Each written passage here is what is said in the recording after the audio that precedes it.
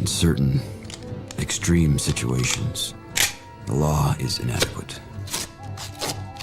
In order to shame its inadequacy, it is necessary to act outside the law, to pursue natural justice.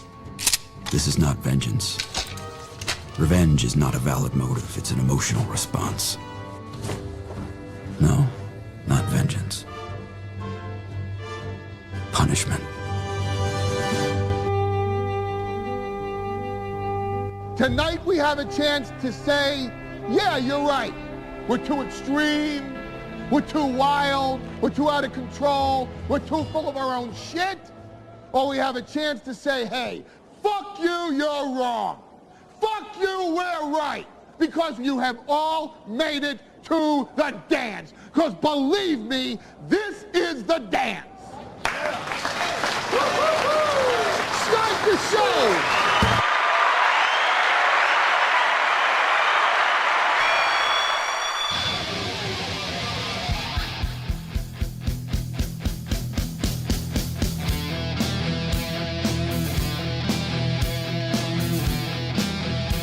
Good evening, nighttime. Welcome. Oh, no.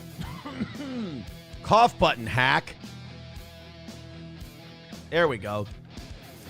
Welcome to the show, everybody. Yes, the Gordon Lightfoot shirt again. I'm sorry.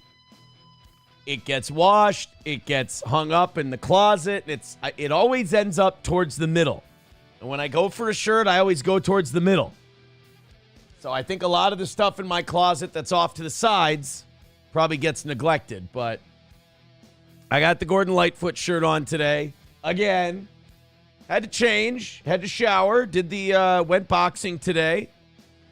Good times were had by all. Man, I'm getting sharp.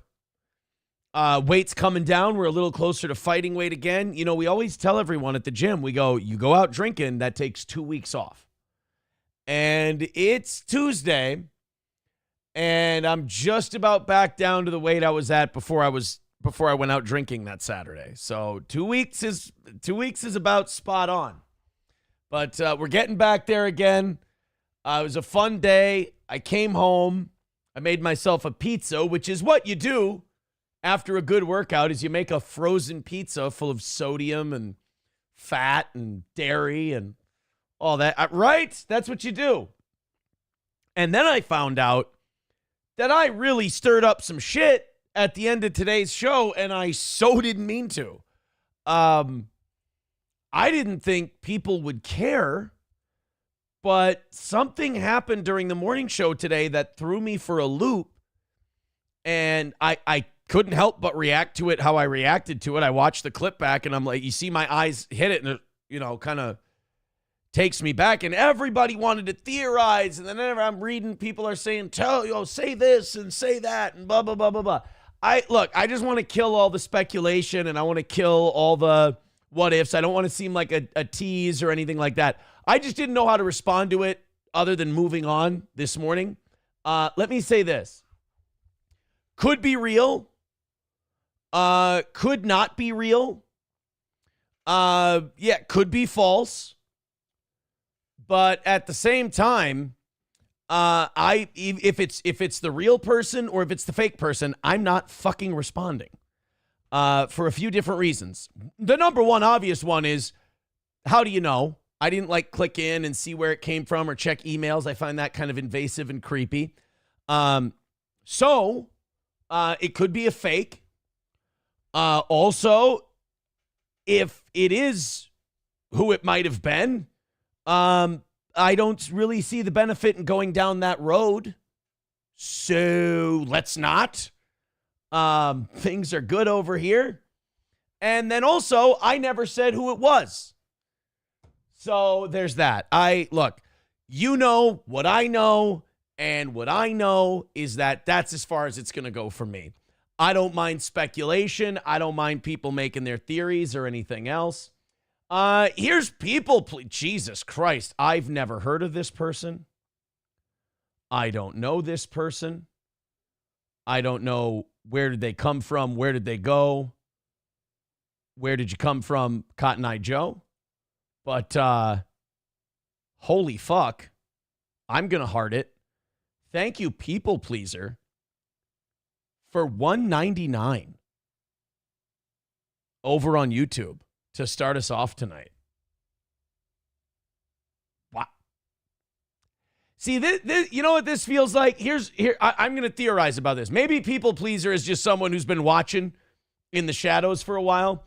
Here's what I think about people. I think I heard from Rusty Grammer that MLC was being pretty positive towards the toe today. And that seems like a drop-in that a Zumach or an MLC would get. So maybe that's a little extra love from the MLC verse. I don't know. But either way, Jesus Christ. Thank you, People Pleaser, for the $200 to start us off tonight. What an insecure cunt I am that I see someone drop a $200 super chat. Like, if somebody dropped $200 on PayPal, I'd be like, oh, yeah, it's fucking awesome. That's rad. But I see it on YouTube. It shows up as a super chat. It's in my chat ninja. It's in my fan funding, so it's clearly real. And I go, well, that's got to be fucking fake as hell. Who would find this show good enough or me entertaining enough to give $200 on YouTube? Here, watch this. Somebody just throw $200 at PayPal and see if no, I'm just kidding. Don't. Well, we take a solid 140 of that, guys. My math right? 20, 40, 60. We take a solid 140. So tonight's goal for the rest of you is 105. Thank you, People Pleaser. Here you go. And I just want to say thank you for making it happen. Thank you. Appreciate that, buddy. Let's leave that up there for a while. That's a big red boy from People Pleaser. Let's leave him up there for a minute. Thank you, pal. Appreciate it. Skybrick with $2 says, I feel like I have a micro now. Oh, come on, Skybrick. It's not a competition. Even if we do have a board right here that lists who's given the most. And you know what's funny is I was going to mention this tonight that, you know, oh man, I'm so glad that the board looks the way it does. You know, nobody's really running away with it, and it's not a giant amount of money that any one person is throwing out there. Like 65 for Schweitz is the top. I think that's great. Miss Tay at 50, and that's funny Australian money anyway. 40 from A-Train and 30 for Brian M. I think that's wonderful. And we missed by 60 on Monday. Shit, tonight we might get that back. Still have our 7th perfect week ready to go. We're at 45 now for tonight. I mean, that's a good board. And I was like, man, we could even get through tonight with nobody over 100. And then People Pleaser decided to go, Aaron, I have an idea. How about fuck all that? Well, thank you, buddy.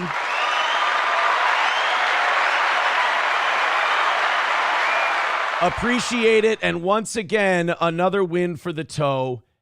Indeed. So, no, I'm not going to be responding to that PayPal. I'm not going to be responding to any of that stuff. We'll just let that be what it is. If that was someone just being nice, thanks. If that was someone reaching out, I respectfully refuse. Thank you. Taste Fairy Ialto says, when does the naming rights for the leaderboard expire? You know, what did I tell, what's his name? What did I tell Jeremy about the board? I said June 1st, didn't I? Now that's a long time. But I got to be a man of my word. Next time we'll make it like a weekly thing, or maybe the person in first place will get naming rights to the board for a week. I don't know, something like that. But either way, thank you guys very much. Incredibly kind. Great start to the show tonight. We have a very good one for you. I'm a little uncomfortable about my choice of beverage. So I started with a thing of water, and my kids got this when we went shopping last. My kids got this, the squirt bottles of water flavoring. When I was a kid, they were Mio, I believe is what they were called.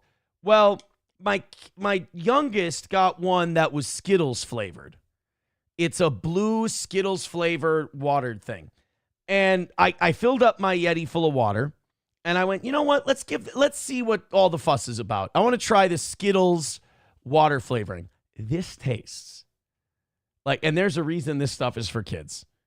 This tastes like rancid horse piss. It's really bad. You know what it honestly took me back to? Like the cheap college booze you used to get that just had really shitty aftertaste and like a real chemically taste to it. Like if you drank Kharkov or Ron Diaz or anything like that. This is not. Ooh. Yeah, it's got that really bad, over sweet aftertaste. Not good. Not good. Deutsch Chad says, mighty generous of you people. Yeah, I'm trying to get over people pleaser. Getting us off to a ridiculous fucking start tonight. I mean, hey. Thank you very, very much. Now I feel like I have to live up. Honestly, this is me. Now I feel like I have to live up to that. And now I just am in my head. I'm going, you're sputtering. You're going nowhere. This is terrible. This is garbage. You have stuff to do tonight. Just go fucking do it. Welcome to the program. Hit like. Oh, big announcement. We crossed over 4,000 subscribers, not subscribed. They don't call them subscribers on Rumble. 4,000 followers on Rumble. So thank you very much for that. So all told, we're at what? The 18,000 mark, which, you know, couple thousand away from 20K. We'll be there very, very soon. So let's get into some things today. So I saw a tweet just a little bit ago. And, oh boy. Oh wow. Okay, hold on. I'm checking my DMs here. That would be funny. Okay. All right. Good idea. I will I'll log that for a future program. But it was just an idea for a show that would drive somebody crazy, and you know me. I'm all about driving people nuts. Oh shit, I lost the tweet now. I went into the God damn it. There was a tweet, and someone said, don't worry, we know. And it was a woman holding her child on her lap. And the title of the YouTube video was How I Became a Single Mom. And it's this glammed up, like over made up, straightened hair white girl. And she's got a biracial child on her lap. And the tweet just said, don't worry, we know. And it made me giggle because of its simplistic racism. And that's it's one of those laughs that's very good, but it makes you feel bad at the same time. You're like, oh shit, because you instinctively just laugh at it. You go, and then you go, oh shit, I'm a Trump supporter. God damn it. Oh no, I still have it. Never mind, it's right here. Fuck. Yeah, Jade Amber over on YouTube. My story, how I became a single mom. Yeah, don't worry. We know the story. Anybody else curious? And I just want to say thank you. Sorry. Anyone else curious about this? I kind of want to look this up. Jade Amber. Is that my story, how I became a single mom? Okay. A 20-minute video on how you became a single mom. I'm basically telling you guys about my experience as a single mom and everything that I've had to go through. I had my son when I was 19, but I got pregnant at 18. It's usually how that works. All right. I mean, Jesus Christ. It's like you're taught your whole life. Your whole life they tell you, don't judge a book by looking at its cover. You know, just there's something deeper on the inside. There's not.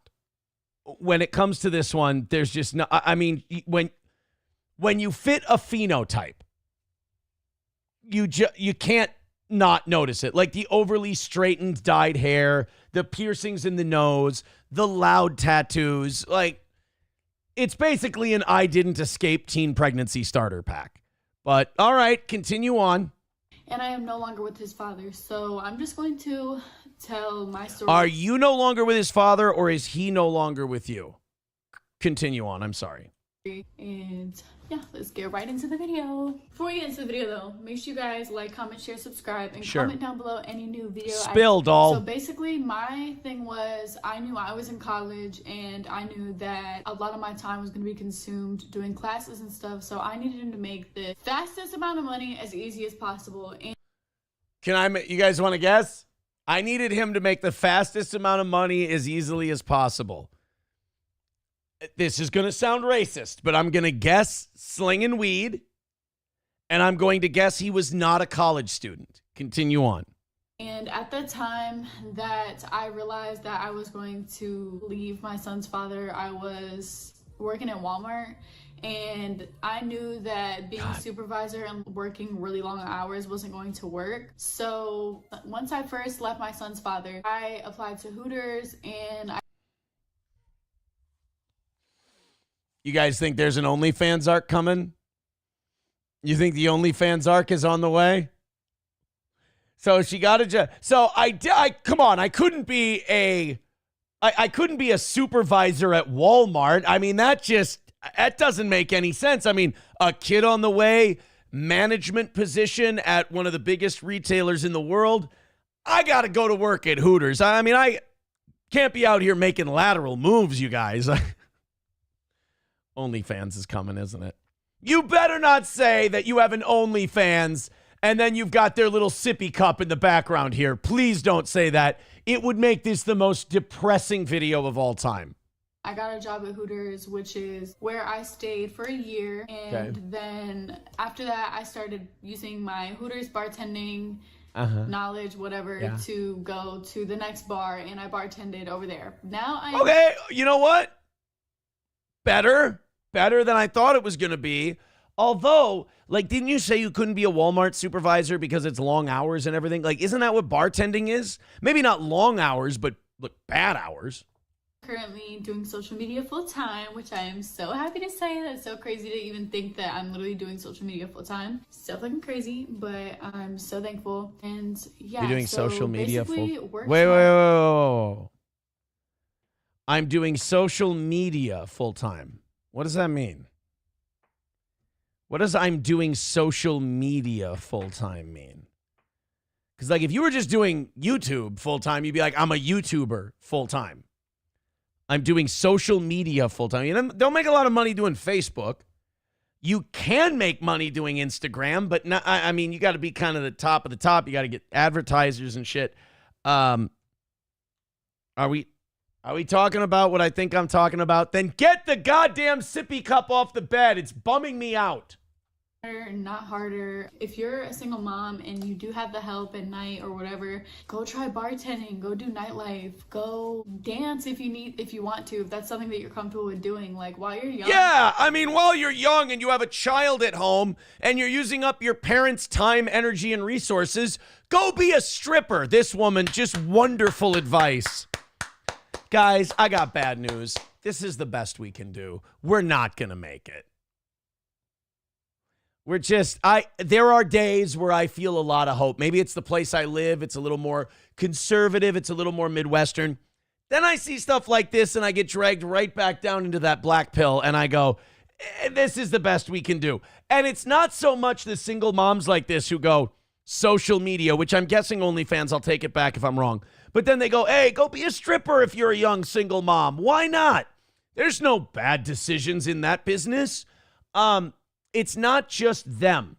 It's the people who go, yeah, you're liberate. You go. You absolutely. You know, yes, queen. No. Shame. Shame is what's necessary here. She has a fucking little black baby at home. Don't. Oh. And you look good, go ahead and use that to your advantage. But for the people who are older and single parents, like, you could bartend. Sorry, you old bitch. Sorry you don't have titties and pussy like I do. You're going to have to go do old lady shit. A small business, like, you have to do what works best for you. What I have found that has worked for me was bartending, because I was making a whole lot of money super fast, and I really didn't have to worry about any bills because I already knew that, like, bartending was really good money. So plus that child support check coming. I'm just kidding. That's how I covered my financials as a single parent. Doing bartending plus social media before was already several sources of income. Social which media really helped me out because I am doing it on my own. Right. That's basically how I did it. And that's the most adorable thing about, we'll call it social media. We'll play along. I don't need a man. I need thousands of men. That's what OnlyFans. I don't need no man. I need a few hundred of you kicking in $10 a month plus tips for other exclusive photos. If I wasn't doing social media and I wasn't bartending, I probably would have still been a supervisor. Probably would have just stuck around and moved up in the company. That's what I suggest. That'd be fucking terrible, wouldn't it? Oh my God, I would have stayed at the largest retailer on earth and I would have been a supervisor, maybe learned more things, went to night school, trained, got a business degree, maybe became management level, maybe district managerial material and make really good money at something like that. Instead, let's do bartending and OnlyFans, which definitely doesn't have a tick, tick, tick timer on it for someone like me. Crushing it, killing it. I can't do 20 minutes of this. I'm sorry. But I think we get the idea. How I became a single mom. Look, it's to each their own, I suppose. To each their own. Oh, boy. But, I will say that tweet, that was a misleading tweet. This does not appear in the picture. This is not the actual photo for the tweet. All right, let's move on. I didn't expect to do that one today, but here we are. Look at this. A bunch of MMA fighters are pleading to free Cain Velasquez after his prison sentence. I've been seeing a lot of this. Yesterday, Cain Velasquez got sentenced to 5 years in jail. Now, if you don't remember what Cain Velasquez did, Cain was a heavyweight superstar in the UFC. And somebody, how do we put this? Somebody tried to do something very inappropriate to a close friend or family member who was a minor.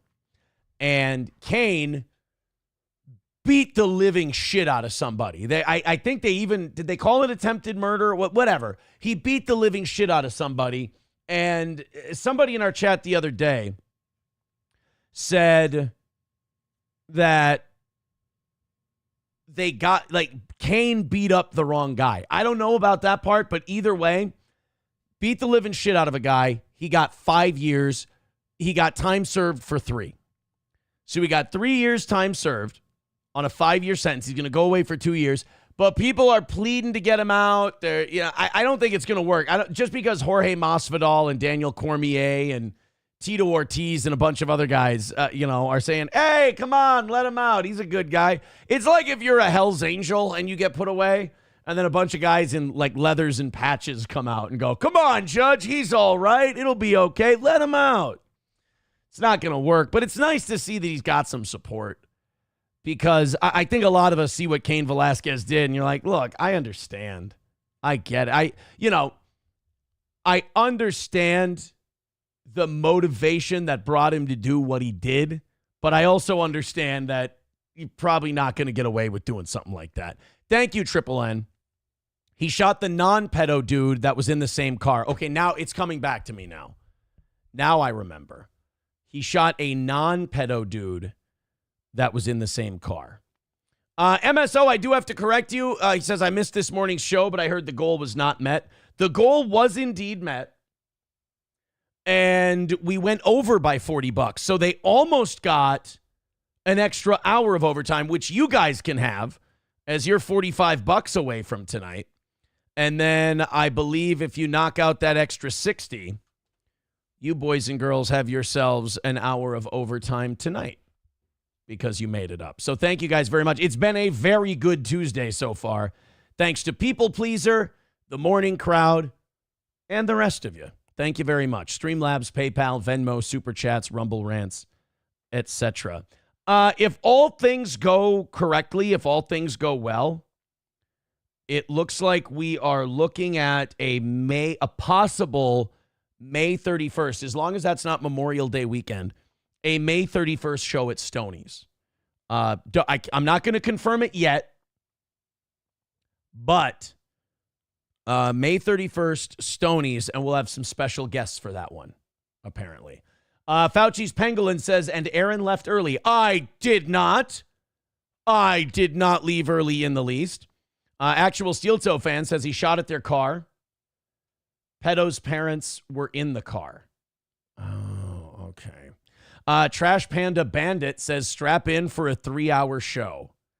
I mean, it's not a sure thing. It's still, we're what, like $105 away from a 3-hour show? Kane shot a guy. He was aiming at the dude who had been R-ing his son.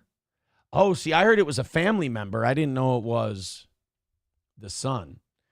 Triple N says, hell yeah, everyone prepare your N-word chants. No, we're going to do this one a little bit different. We're going to have ourselves a comedy show. It's not going to be an all-day party where we're out at 2 in the afternoon and everyone's drinking, and then at 8 o'clock we bring you into the building and you guys are all fucked up and shouting the most terrible shit you can think of. No, no, no, no, no, no, no. It's just going to be a nice night on the town. It'll be a wonderful date night for you. We'll have a little show at 8 o'clock, and that's it. It's not an anniversary show. It's another show. Taste Fairy says, you say that every year. No, yeah, this time I mean it.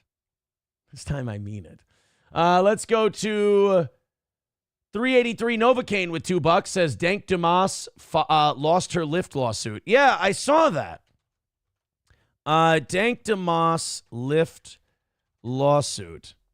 I couldn't find, like, I know the news covered that big time. I'm not seeing that. Like, you guys keep saying she lost her lawsuit. I don't see any news stories in here that say that she lost it. The newest thing I'm seeing is 500-pound rapper Dank Damas, who sued Lyft, faces backlash after posting revealing photo shoot. That's all I've got. In January, when she sued the rideshare company Lyft for discrimination after a driver refused her a ride due to concerns about his car's capacity, said, I can't fit in this car. Or no, I can fit in this car, Blanding recorded herself telling the driver, who replied with, believe me, you can't. I'm sorry, I'm going to cancel. You're not going to be charged, before telling her to order a larger vehicle. I mean, I've seen the video. It's like a compact car or a small 4-door car. She's 500 pounds. Stands to reason she might not fit. Following the incident, which ended with Lyft taking Blanding's side, Blanding would be Dank Damas, the rapper capitalized on the spotlight the controversy had put her in with a set of bikini photos. Oh, God. No. Oh, if I see them, you have to see them. Oh, Jesus. Why? And, you know, we've got a clip. I don't know if it's today or if it's tomorrow morning. But we have a clip of some fat black lady saying the reason that black women can't lose weight is because of white women. I was not aware of this development, but apparently it's true. I have not seen anything that, I haven't seen anything that says that this lawsuit's been thrown out. I'm not seeing that. I've seen multiple people say it has. I haven't seen any story confirming that. Actual Steel Toe fan says that would be awesome. I'd love to meet you. Well, come on down. I can't confirm it yet. Where'd the other one? I wanted to. Oh, L Train says, boss, can we call that May 31st victory lap at Stoney's? I mean, honestly, as dumb as my detractors are, as dumb as the Steel Toe haters are, I think every time I go live, I feel like it's another win for the toe. But then again, I guess if you want to call this one extra victory lap, I don't like calling it a victory lap. I know the internet keeps saying I won, and all these, Melton and Nick and Mersh and all these people lost because they made these predictions and they were wrong. I don't know. I don't, and people are getting, people who hate me are salty at me that I'm like getting away with something. I didn't like going through this process. It wasn't any fun for me. You don't have to be so sour about it. You don't have to be so shitty about it. You can even take it as a win if you want to. I have never stopped you. But the fact that people are so mad that this thing should have never been a thing in the first place is going to end with a result that is less than what they wanted. I'm sorry. Again, you and everyone like you create like Patrick, you create fan fiction in your head. Then when that fan fiction becomes not true, you get mad at me. I never told you anything. I'm sorry. Actual Steel Toe fan says, will you stream it? Maybe on Rumble. I would not stream a Steel Toe live event on YouTube. Not in a million fucking years. I would never live stream a Steel Toe live event on YouTube. MSO says what she should have done is called forklift. Oh, I like that one. I like that one. Eaton Clam says, act like you don't know me, Mr. Toe. I'm here to observe the night crowd. You got it. You got it. Whatever hospital she ends up at, I hope they have a crane. Numero uno Josh Denny fan says, Rumble is playing me a full trailer for a Jesus animated movie. We made it! We don't have Nazi ads anymore. We have Jesus ads. We've graduated from Nazi ads to Jesus ads. This is what happens when you cross the $4,000 or 4,000 follower barrier and you start using Rumble Studio to the moon. To the moon. You get Jesus ads instead of Hitler ads. CJ with $2 says, take 3, boss, paste in search bar. All right, I'll do that for you. No Pen 15 with $2 says, bet, Aaron, I didn't tell you guys to do anything. Don't you bet me, sir. Don't you go betting me. All right, let's type this in the YouTube search bar for CJ. See what he comes up with here. And good. She was speeding 100 miles per hour. Okie dokie. This 18-year-old girl from Ventura County driving an Infiniti G37, or as police are now alleging, a deadly weapon, was chased by cops at over 100 miles per hour after also crashing into cops, before being taken into custody by cops in a dead end after she took a wrong turn, in a pursuit that ironically started as a speeding violation. CHP officers were notified of a pursuit coming into the Ventura area from Santa Barbara I don't County understand what I'm supposed to be watching. Saturday. The driver at the wheel is alleged to be Felicity Hughes of Camarillo. She eventually exited the freeway and went towards Auto Drive Mall before she turned down a dead-end road onto a private lot. She then made a U-turn and hit the gas before striking a patrol vehicle, leaving that cop car undrivable and an officer with minor injuries. She was then taken into custody without further incident. She's very cute. Hughes was charged with evading police and willful disregard and assault with a deadly weapon. She was transported to Todd Road Jail in Santa Paula with a $50,000 bail set. An on-scene photographer whose tag below captured the scene because when news breaks... All right, well, you can fix her, buddy. You can fix her. I promise. Day One Salt says, I can drive her. Yeah, see, I figured that was coming.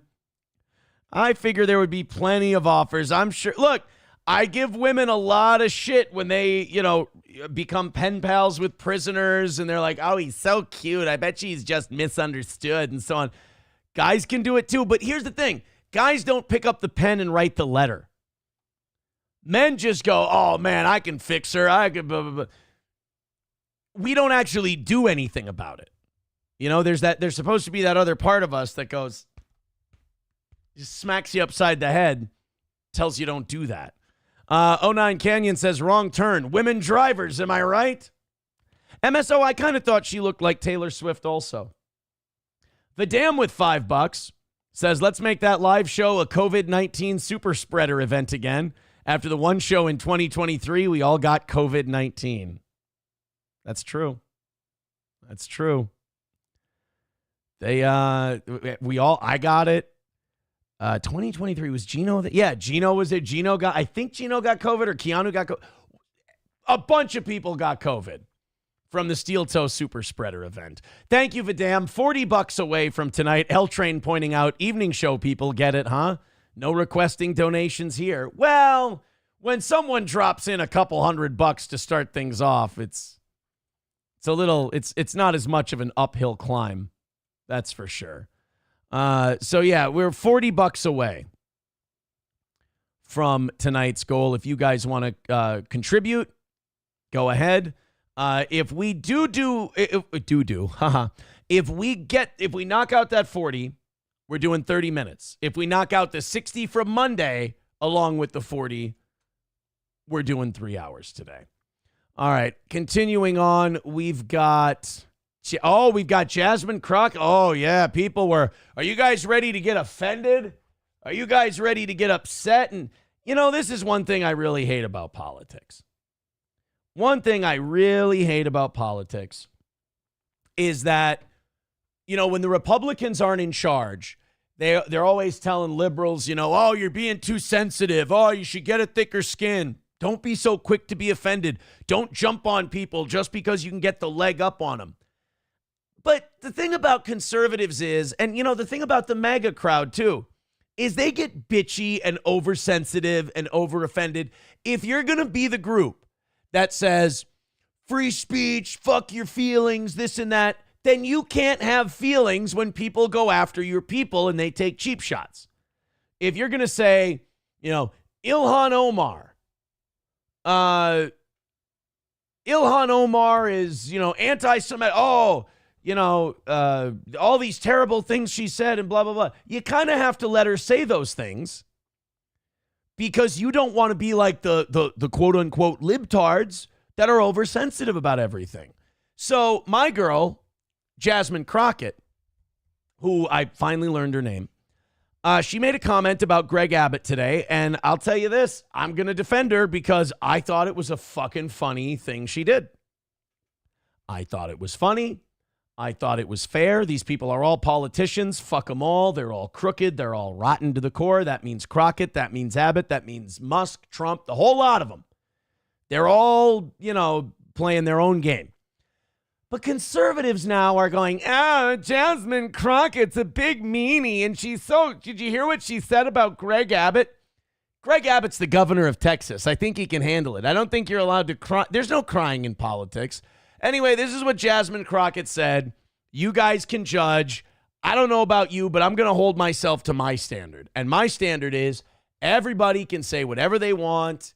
And if people don't like it, don't vote for them the next time around. Here she is. It is ironic that she's at the human rights event. Because we in these hot-ass Texas streets, honey. Y'all know we got Governor Hot Wheels down there. Come on now. And Governor Hot. Come on. He's got a wheelchair. Governor Hot Wheels. Hey, you guys laughed at Pocahontas. You laughed at Pocahontas. You laughed at AOC being a hoe jokes. Big booty Latina. All that. We all laughed. We all had a good time. Ha, ha, ha. But when the guy who's in a wheelchair and the black Democrat calls him Hot Wheels, oh, now all of a sudden, don't you ever feel like a mo? Like, don't you ever feel gay getting offended by something? Like when you watch something political and you go, oh, that is terrible. How could she say that? Don't you ever catch yourself talking like that and going like, this feels like I'm sitting down to go pee a little bit. Like, this feels a little bit bitch made. That's because that you don't ignore that feeling. That's because it is bitch made to think that way. Come on, these people are politicians. Stop developing a soft spot for them. only thing hot about him is that he is a hot ass mess, honey. So yes. I'm just, the only thing that still kind of bothers me about her is that she went to really nice schools. She's highly educated, and she tries to put on this like hood rat act from time to time. I don't like it. I don't like that. Like the cosplaying she's doing. Mm-mm. But Hot Wheels, are we really going to lose our shit over that?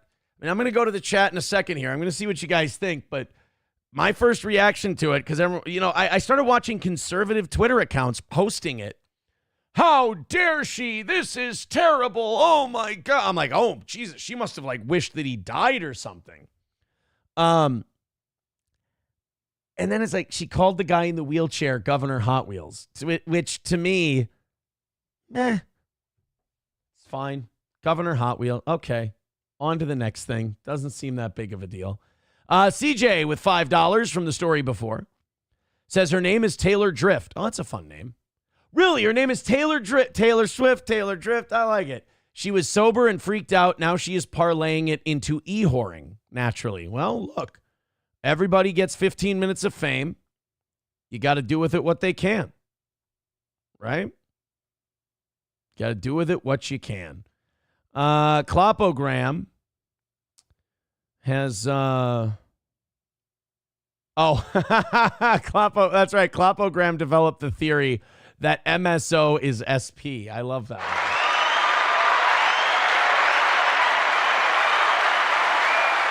That's MSO, you and I are apparently together, buddy. Ugh. And by the way, I'm sure that feeling is mutual. I'm sure it's not just me going, ugh. Like, I'm not thinking MSO's over there going, yeah, fuck yeah, I'm so excited. I hope we're together. No, I think MSO has been rooting against the goal. I'm going to give him this credit. MSO has been rooting against the goal long before SP was in the picture. He is OG at the player haters ball. That's 100%. $40 away from tonight. Streamlabs, PayPal, Venmo, Super Chats, Rumble Rants. Here's what I say. Let's just finish it up. You know, we've had a big day today. It's been a very good one. Let's finish off the 40. Call it a win for the toe. I'm in. Oh, God. Mr. Beat says, MSO, show your tits. Yeah, this is... If it was Clopogram who started that rumor, I feel really bad for MSO. And no offense, Clopo, I think you owe MSO an apology. I think you owe that man an apology. Let's continue on. We do have the fat black woman who says white women are causing her not to be able to lose weight. This is, you see this one in the middle here? She says that all these white women, it's their racism that's causing her to continue to be overweight. Not like calories in, calories out, not sodium levels, not fat intake, nothing like that. It's all that damn racism that's making her obese. Hey, I say let's hear her out. You just because you think it sounds, look, I know it sounds really, really stupid what she's trying to say, but maybe she's got a point. And if she doesn't have a point, we get 20 seconds of being able to laugh at how stupid she is. Now, first of all, fat people have to decide, are we losing weight or are we not losing weight? Because like a few years ago, when Lizzo's blubbery ass was all over Instagram, she would be going, oh, beautiful at any size, baby. We don't need to get skinny, blah, blah. Then all of a sudden, Ozempic comes out, and all these fat people, the first thing they do is start chowing them down like they're Pez. And now, you know, all these fat people are getting skinny, and they're like, oh, I feel so much better. It's so much better being lighter. And I'm like, didn't you, like, try to cancel people and get people fired for saying you'd be happier if you were healthier, or if you were skinnier and you lost weight, you'd feel better? And you're like, oh, you know, those people got shamed and they were fat phobic and they were fat shaming and all that. And now, as soon as a pill comes out where you don't have to go jogging, as soon as a pill comes out where you don't have to watch what you eat, the pill watches what you eat for you. Now, all of a sudden, it's great to lose weight and it's healthy to be thinner. And okay. So it was just always the fact that you couldn't do it. $2 from Skybrick says Broomhilda was skinny. We talking about Kerry Washington and Django? All right. Let's go to this woman and let's see. Again, it sounds stupid that it's all white people's fault that she's obese, but let's hear her out. The same diets as white women, we lose less weight and we lose it slower, even when we're following the diet, than our white women counterparts. How the fuck can you prove that? I mean, okay. I'm not even going to assume it's true. How do you prove that? When you go to someone, hey, are you sticking to this same exact diet that this white lady's sticking to? Yeah.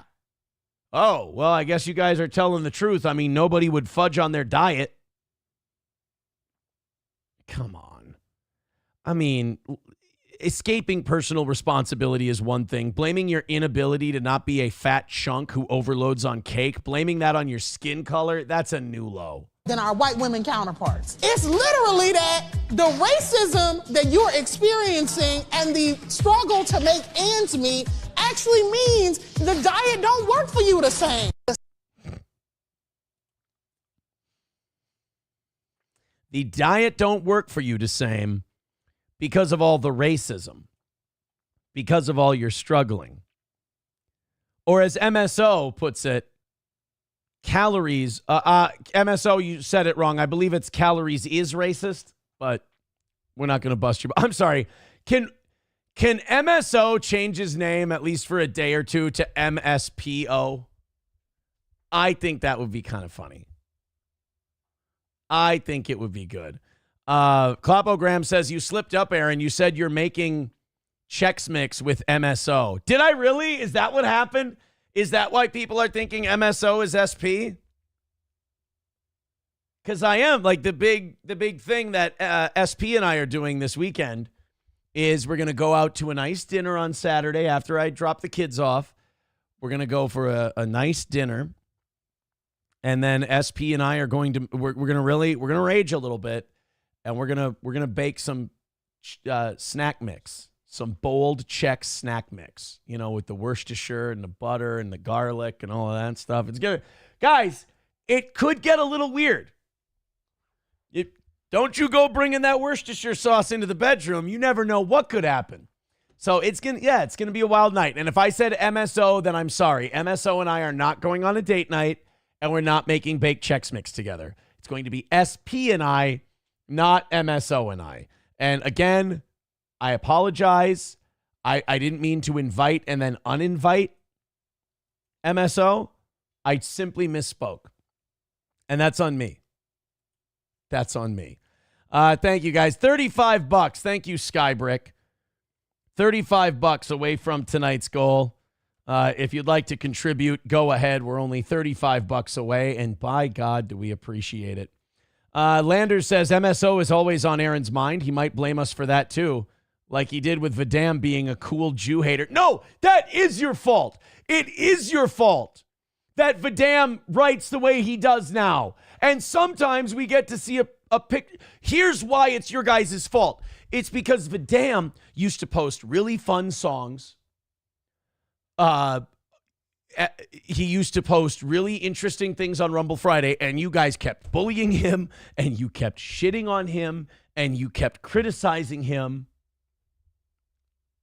And then he became this anti-Semitic monster that you've created. And then you cheered that on while I told you not to. So no, it is not my fault. It is 100% your fault. People are saying, MSO, I hope you get lucky. I'm thinking about cute little calories wearing tiny white hoods and riding itty-bitty horses. Yeah, calories are all Klansmen. Don't you know that? L Train says, so our relationship with MSO isn't adversarial, but more of a good-natured ribbing. Oh, yeah. MSO just roots for against the goal. That's all he does. That's not all he does, but that's like his gimmick. That's what he's known for. It's good-natured ribbing. Kloppo says, Aaron and MSO sitting in a tree. KISSING. Thank you. MSO and Aaron love story arc incoming. I don't think so. I don't think so. Not at all. Landers says, see, here he goes. No, it's you guys did this to him. It wasn't me. No Pen with $2 says K-pop isn't fun. The new Vadam is fun. No, I like the old Vadam better. You guys are just creatures of utter chaos and disturbance. And I fucking hate it. And I wish you'd stop. All right, guys, ready? It's time for you to make a decision. Is she too crazy or can you fix her?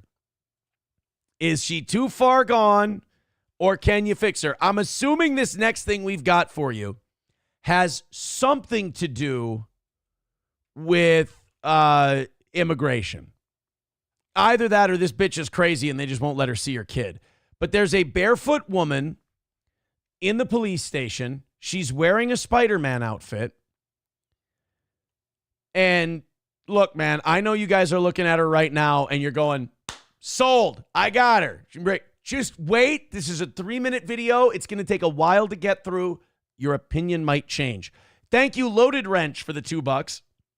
He says, Aaron threw MSO a curve. Hashtag Elton John. That's not what we're talking about at all. All right, let's go ahead and look at our Spider-Woman. And we'll see if you guys can. Now, this is a good test to see if you're ready for a committed relationship with a healthy adult, or if you maybe need to keep single for a while.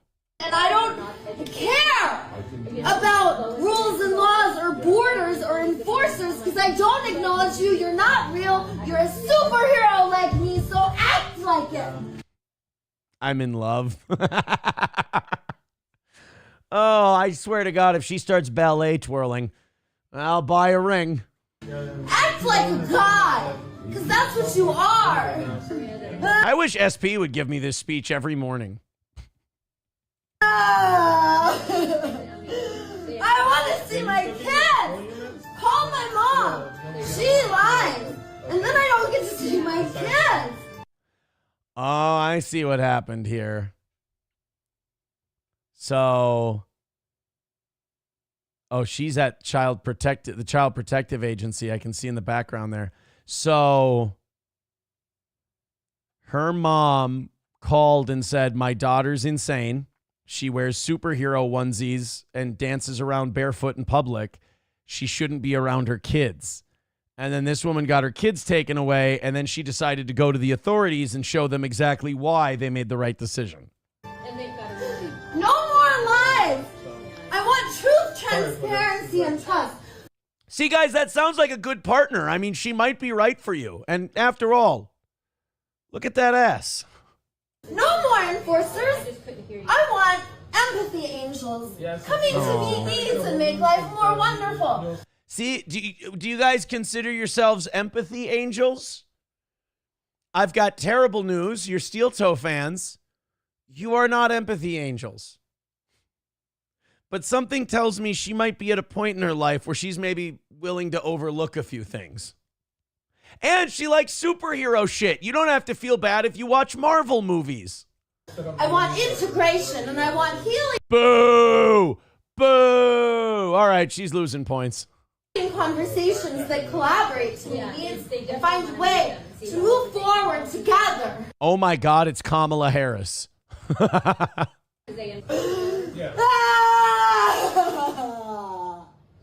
boy.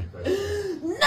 I need us to ascend to higher consciousness so we are not running from our sympathetic nervous system. Fight, flight, freeze, spawn, fuck.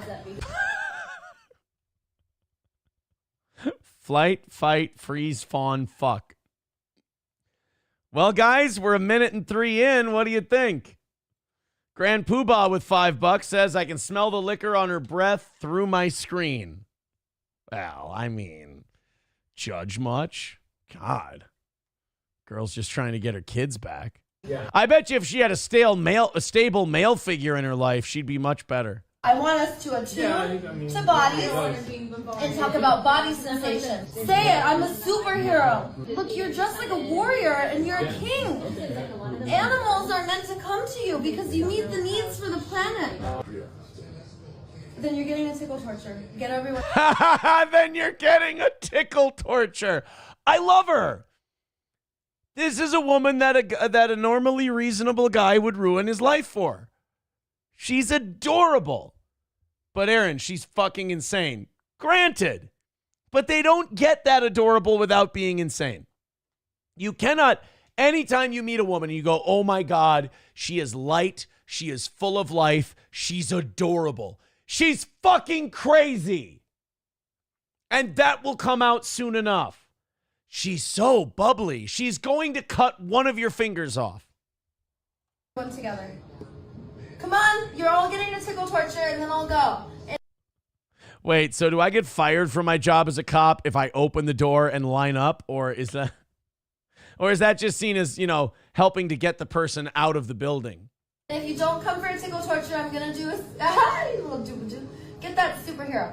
I'm gonna do a speech I bet you one of the cops stood up and be like, tickle torture? Really? All right. for another hour unless you all come for your honorary tickle torture. It means your lovability is undeniable and ever expanding forever. Come on! I can hear you guys typing on your keyboard and looking up jewelry. Don't act like I can't. I gotta get you. You already got it. I know, but you're my favorite, so I just keep getting you. Air hug. Alright, I'm gonna go to the Starbucks. That is such a wonderful way to wrap something like that up. Come out here and get your tickle torture. We need empathy soldiers and angels out here. All right, see you later, guys. I'm going to Starbucks. And I'm still gonna free you guys. I might come with my yoga ribbons. Ooh. And use it like a love lasso. Mm-hmm. Well, yeehaw, cowboy. And then we'll call the National Guard. Oh. And you guys won't have to work. Because I'll love superhero kidnap you. Give this woman her kids back. She sounds like a blast. We're all going to the playground. Oh, man. You know, it's very important to be able to be honest with yourself. And one of the ways in which I'm honest with myself is that I know, like, because I've been this guy in the past, I know that you don't exercise those things out of you. I know that they still live in me. I know that if I were a single man, I would go out with her. I know that I would hang out with this woman. I know that I'd be like, I'll give this a shot. She's really fucking cute. And I know in every fiber of my being that this is an untenable situation. It is not working. It is not going to work. None of this is feasible. But I can't help. I know that part of me exists. And I have to ascend to my higher empathy angels and stay away from something like this. Toe Rogan with $2 says, I'm driving. Do you have her name and number? She might be booked at that county. Maybe you can go check it out. And you'll be in my yoga ribbons and I'll take you to my temple. Ooh. Then I will put you in varying yoga positions while Down dog. Oh, wait, that's gay. Sorry. I meant stink bug. Wait, I deep tissue massage special pressure points to put you in a deep state of ecstasy and bliss, transcending. Old man, she's saying she's going to jack you off with yoga ribbons. Huh? To another dimension where you will be there for hours and 1 second will go by, and I'll do the same thing to the National Guard. Okay. Ma'am, your hands are going to get tired. What a trooper, huh? Okay? And when you wake up, the world will be more beautiful, loving, and wonderful. I swear it. Little crustier. I love you guys. Don't tell me be safe. Say be brave. Be brave. I will. You be brave too. I will. Good seeing you. Love you guys.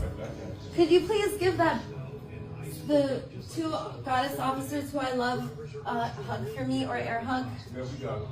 Okay. Oh my God.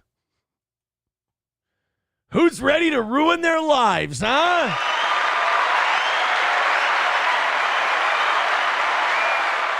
What do you think, boys and girls? What do you think? Good old JR with $4.99 says the next Miss Imholt right there. Hey, it's Mrs.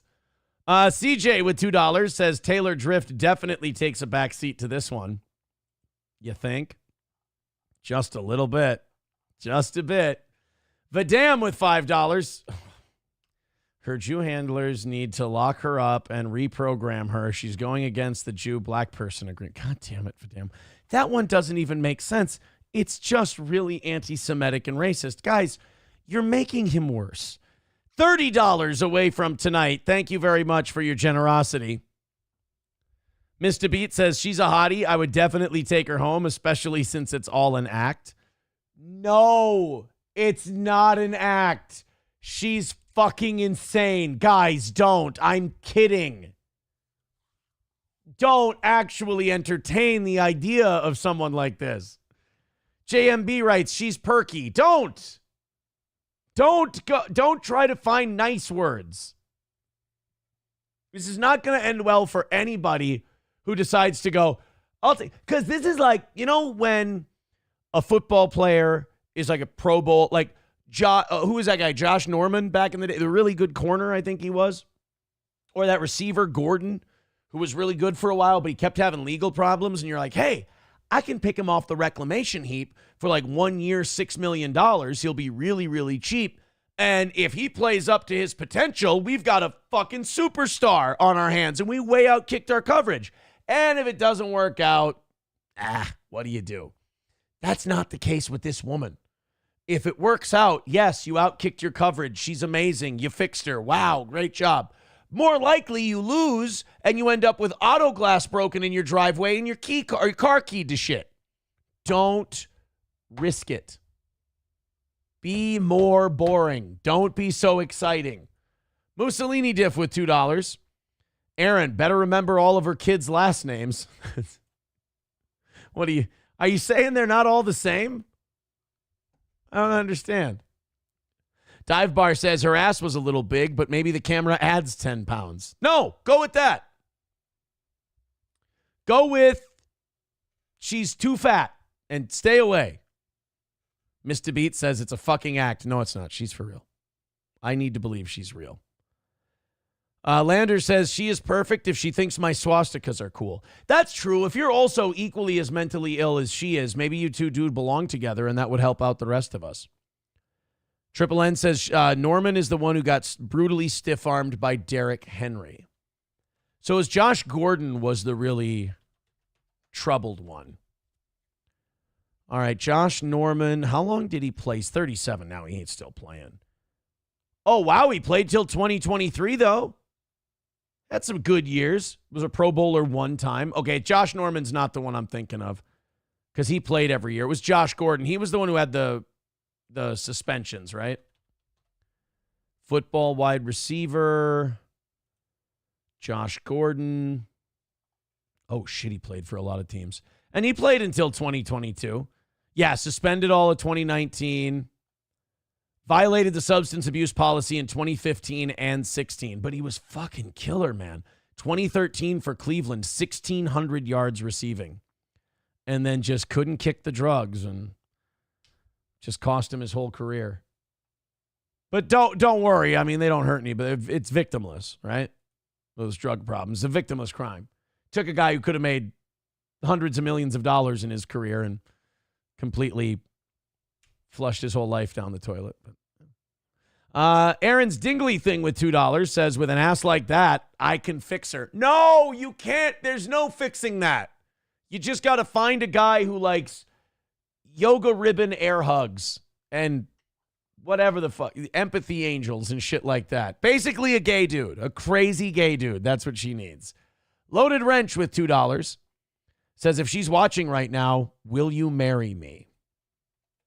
It's not, guys, it's not going to, I know you think it's going to end really, really well. I'm trying to tell you that it's not. Thank you for the contributions. $25 away from tonight's goal. Thank you very much. Of course, if you guys go 60 over tonight, you get an hour of overtime. Yeah, AB, there's another Antonio Brown. Could have been one of the best receivers who ever lived. And I don't know if AB was drugs, though. I think AB was just fucked up in the head. AB had mental issues that he just couldn't shake. Did we... We didn't get that woman's name, did we? I'm looking through the comment section. It's just full of guys going, I can fix her. I can save her. Would. That's Daisy the Healer. All right, I'm looking it up. Daisy the Healer. Daisy, known as the Venice Healer, is a prominent figure in the Venice Beach community. Get the fuck out of here, really? Oh my God, I think it is her. Daisy the Venice Healer. Released from jail. The fuck out of here. That's her. That's our girl. Of course she's from California. Why the fuck wouldn't she be from California? Wow.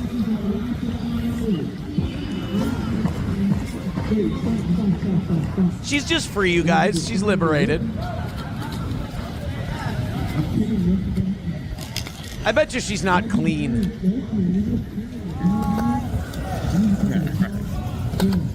Not clean and not picky. Much more autonomy. TVH is back at the beach. That's what's up. Oh, fuck. Daisy's free.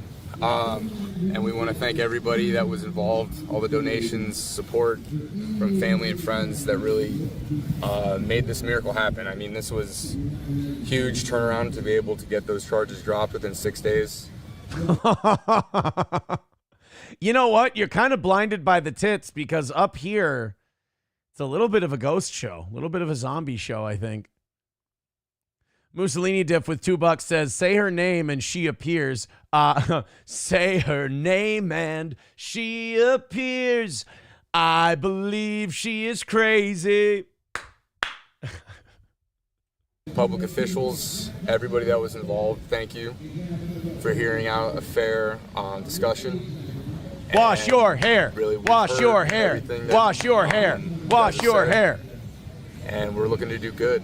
And Daisy is here. She's safe. She's free. And we're looking to honor that. Don't hang out with your drug dealers, guys. Pay homage. So I just want I'll pay homage to Scotland. Like, open up the floor. Tell us a little bit about how you're able to help out. Oh boy. They opened the doors to that sheriff's department, and I was like, okay, God, I'm getting on your bus now. Oh, shit. You guys are fucked. You know what? She's with the right guy.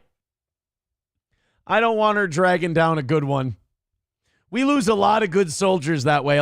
We lose a lot of soldiers in the war getting hooked into shit like this. So I stepped up onto God's bus, and then the door shut. They didn't open again until Saturday morning, and they're like, you wouldn't have pen. So I was like, okay, and then the bus doors open, and then I got on God's bus.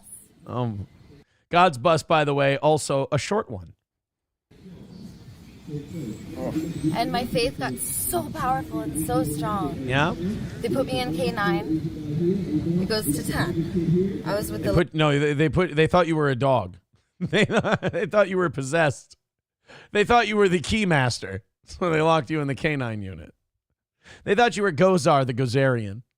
Life sentencers, most of There is no Daisy, only Zool. them murderers and violent criminals because I'm a felon. It's love missiles! Fuck. Love tornado! Love you guys. Try not to smile. See, it's not hard. And I just love everyone. Yeah. And people, chickens, bugs, they love Fucking bugs now. Chickens, bugs, humans. So good news for you guys. She's not picky. That's solid. Aaron's Dingley thing with $2 says she's a daisy if she do. love that. Oh, God. Yul Brenner's balls says, bet she'd let you do devil's dandruff off her tits. $1.99. I've had enough of that in my day. Thank you very much. I've done enough devil's dandruff off big old... Well, anyway. And I sang. Yes, you did. I made friends. My food was still medicine, although I did have some refined sugars. And oh, no. That's bad for your health.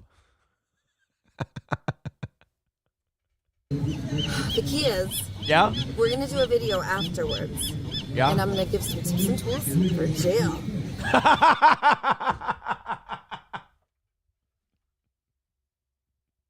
I'm going to do another video. Tips and tools for jail. Aaron's Dingley thing with $2 says, I want her on my love missile. Well, I can't stop you guys. If anything's been clear from this segment, I ain't going to save you. But you're going to save her.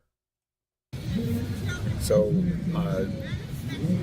we were given a fair trial, and all the evidence was brought forth to show that Daisy was innocent. Sit still, you whore. And I want to thank God, and I want to thank everybody that was a part on the official side for really honoring your work. And we will continue to honor your work. We've had discussions to move forward with trying to make everything better. It's like owning a spider monkey. I mean, really, at what point? Like, it's like, you know, when you'd watch those old like Jay Leno or Johnny Carson clips, and they give Johnny or they give Jay or they give Letterman the monkey, and the monkey climbs all over them and starts pulling on their hair and on their stealing their glasses and shit.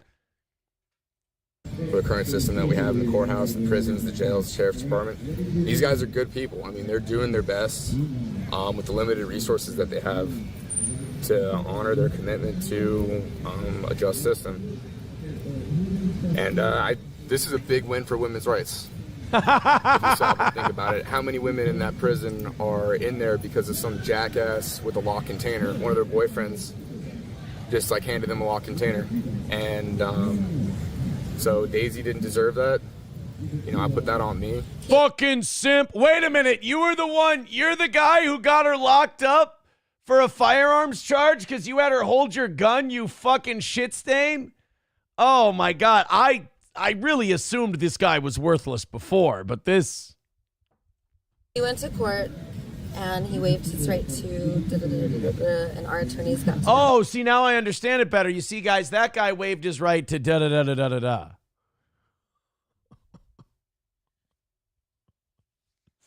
Oh, is she darling. Grand Poobah with $5 says, is it coke, meth, or untreated bipolar? I need to know. You forgot to put the and with the or. I mean, don't limit yourself. Yul Brenner's Balls with $1.99 says, also known as Mangala. And there was collaboration instead of conviction. And real, like when those cell doors closed, I mean, I really got close to God because it's just concrete right there. Usually when you're in jail, you convert to Islam, but she probably wasn't in there long enough to find Allah. To find Allah. It made me acknowledge like the little baby chicks who get thrown into the grinder because they're male. Like imagine being born into that life. So if we look at this as a learning and a lesson, I mean, I would have stayed in there and I would have been joyful and blissful and filled with love and light because I'm on God's bus. And on God's bus, I can do anything. And I was already starting healing circles and doing... All right. These two are making me sick. These two are legit just making me fucking sick now.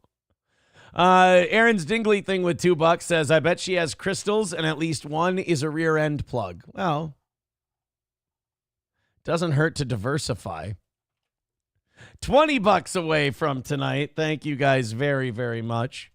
Dive Bar with $1 says, nobody cares about the ending. We just care about the beginning part. Well, that was it. Oh, man. I'm just looking for more. She's on the struggle bus. All right. So really, outside of, oh my God, how can that guy tolerate her? Because he's a fucking bum. The guy's a bum, and that's how he tolerates her. Drugs are bad. Don't do drugs. I mean, that's really, I think the overarching theme of this whole thing is that doing drugs it's not a good idea. Doing drugs is bad, and you should stay away from them. JH, I don't know what the fuck you're talking about, but you've posted it 3 times now. I don't know. I don't follow the internet. I don't watch that stuff. If you want to send me a link, fine, but I don't care. That's the best I can do for you, buddy. And I'm familiar with you now, JH. I know you're just going to write it 5 or 6, 7 fucking times, no matter how many times I don't read it. And you're not going to take a hint, so I'm just going to answer you, buddy. I don't know. I don't care. I have no idea if you want to send I mean, the day I care what Melanie Mack thinks, even if it's something that might be funny to me, is the day where I feel like that's enough internet for me today. Thank you. 09 Canyon says she has good balance. She can ride a skateboard with one leg in the air. I mean, let's not pretend that that's not impressive. Mussolini Diff with $2 says smoke detectors be off the wall. No chirps for her. Phil Herslet says, Aaron, Johnny K, beta? Your thoughts? What happened? What happened to why is Johnny beta? Beta. What happened to Johnny? You guys are a fucking blast tonight. I didn't know we were going to stumble across this broad. I mean, I had that Spiderman thing up there, but I didn't know that she was a thing. I'll tell you this though, they get a little closer up on old Daisy, and it's kind of like when you see a car online and then you go to look at it, you get a little closer, and you're like, oh, this isn't exactly like the pictures. They're very good photographers. 383 Novocaine becoming a member for 33 months. Thank you very much, 383 Novocaine. There is a message written with that, and I can't wait to get to it. But right now, the message pinned alert is right over it. We're $20 away from knocking out tonight's goal. If you'd like to throw in Streamlabs, PayPal, Venmo, Super Chats, Rumble Rants, go ahead and contribute. Knock this thing out, and let's call it a win for the toe. Nice and easy, too. Nice and easy. Fauci's Pangolin says he cries live in front of millions of Steel Toe viewers. Is he? Does he? Did he? What happened? Numero uno, Josh Denny fan. I do have that link up that you sent me. The complicated Hitler, Avril Lavigne Hitler parody. Should we check this out? We really don't have an agenda on tonight's show. We kind of been jumping around. Started off with a $200 dono, so we kind of just been floating since then. Let's check it out. So this is complicated Avril Lavigne Hitler parody. Now, if you guys knock out the 20 we have left and then knock out an additional 60, we're doing an hour of overtime tonight. So thank you.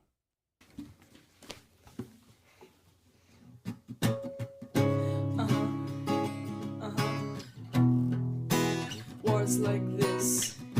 And now, in fairness, it's very hard to do a good song parody. So if this ends up being good, I'll be rather impressed. That's the way it is. Chill out, what you fighting for? We just got through a world war. We don't need some guy with a swastika from Austria. Well, I mean, that's a matter of opinion, but okay. Oh great, you're taking over stuff, treating people kinda rough. This thing's even worse than World War I, 'cause you've become a dictatorship, mustache on your lip, a rich bureaucrat, with foes to combat. Why can't you say you'll go back to the way things were? Hitler, why'd you have to go and make him so concentrated? I can't believe you killed yourself and you never were assassinated. How? 'Cause I'd have killed you. You're irate and you hate all the Jews. You refuse to be fair and you turn it into genocide. I know you tried, but they still aren't eradicated. No. I mean, we have to admit, he got closer than anyone would have thought when he brought it up. He's like, I bet you we can wipe them all out. And you're like, okay, fucking calm down. You're not going to wipe them all out. And then by the end of the war, they took a head count and they're like, oh shit, Jesus. Wow. I mean, made a dent.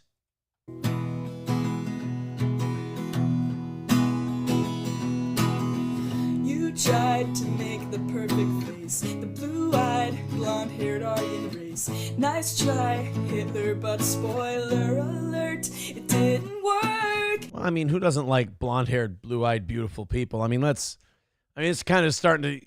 Ma'am, this is starting to sound like sour grapes and also a little bit of throwing the baby out with the bathwater. I don't think you know what Jews are. They're more... Oh, believe me, he knew what Jews were. Some would say he had a keen eye for them. They're more than just a yellow star. And dude, even though your eyes are blue, your hair's black too. A dictatorship, mustache on your lip, a rich bureaucrat, opposed to combat. Why can't you say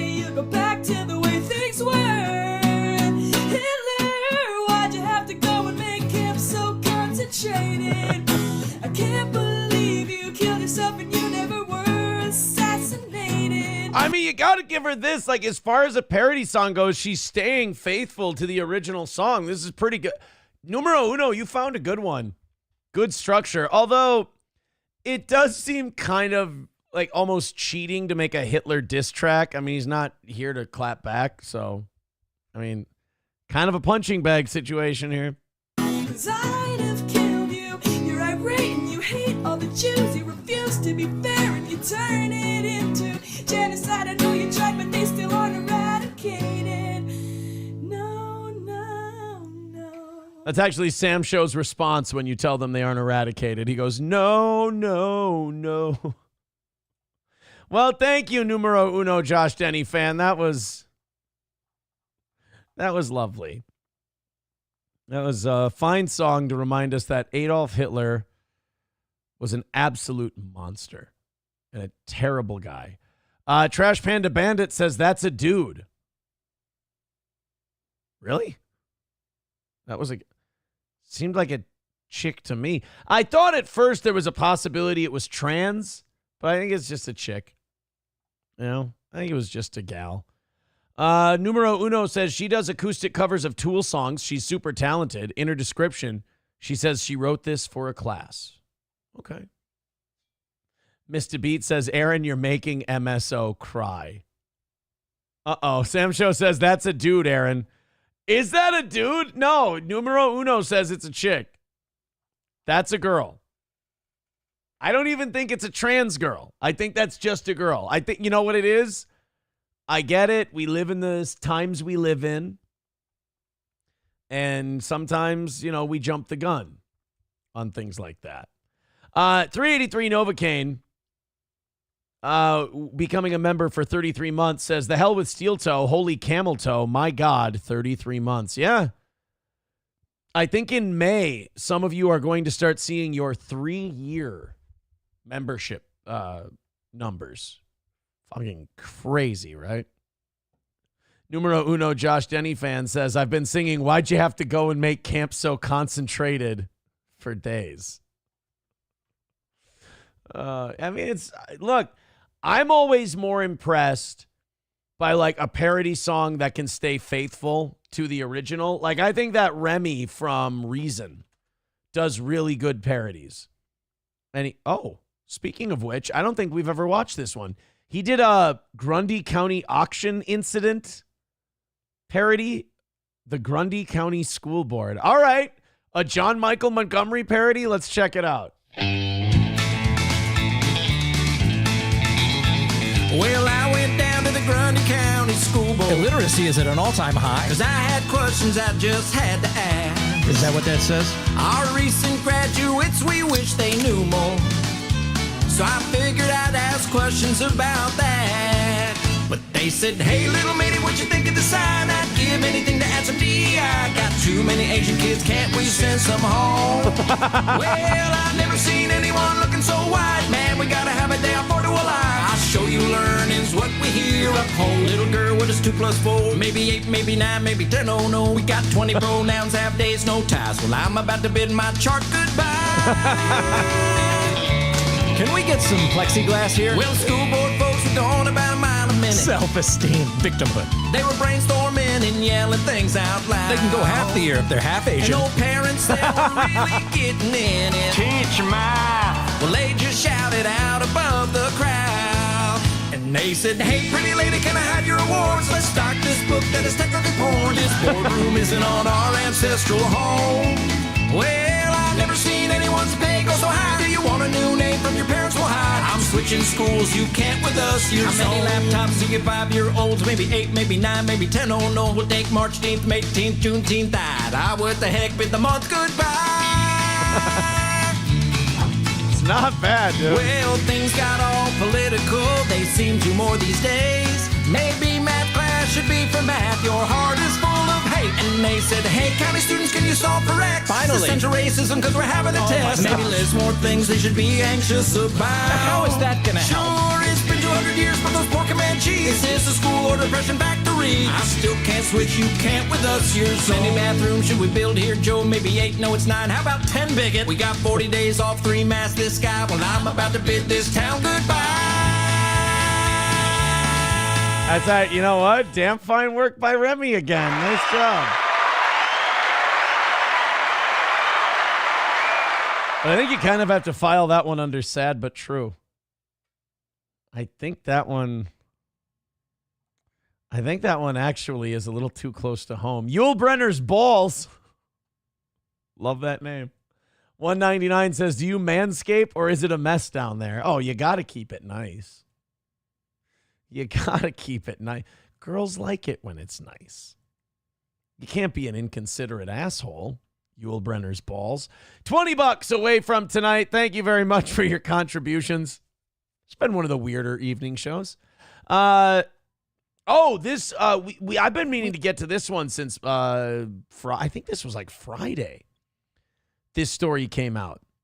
So this guy who's been convicted 4 times for murder, and I don't mean like 4 counts of murder. I mean 4 different times he's been convicted of murder.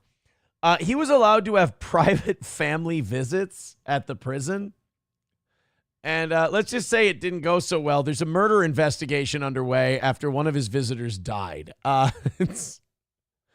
know that we try really hard to go, hey, we got to give these prisoners a chance to reform, but maybe we don't start with giving the 4-time convicted murderer visitation rights. It's something like this happens, and, it's going to open up a lot of room for investigation. Let's check this one out.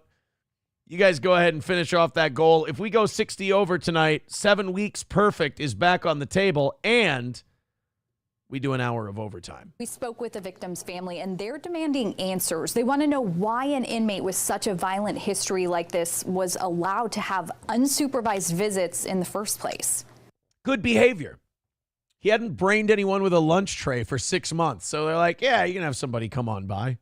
The most giving, kind-hearted person. 62-year-old Stephanie Dowles was always trying to help others, her mother, Ovita Wilson, says. I would often tell my sweetheart, you can't.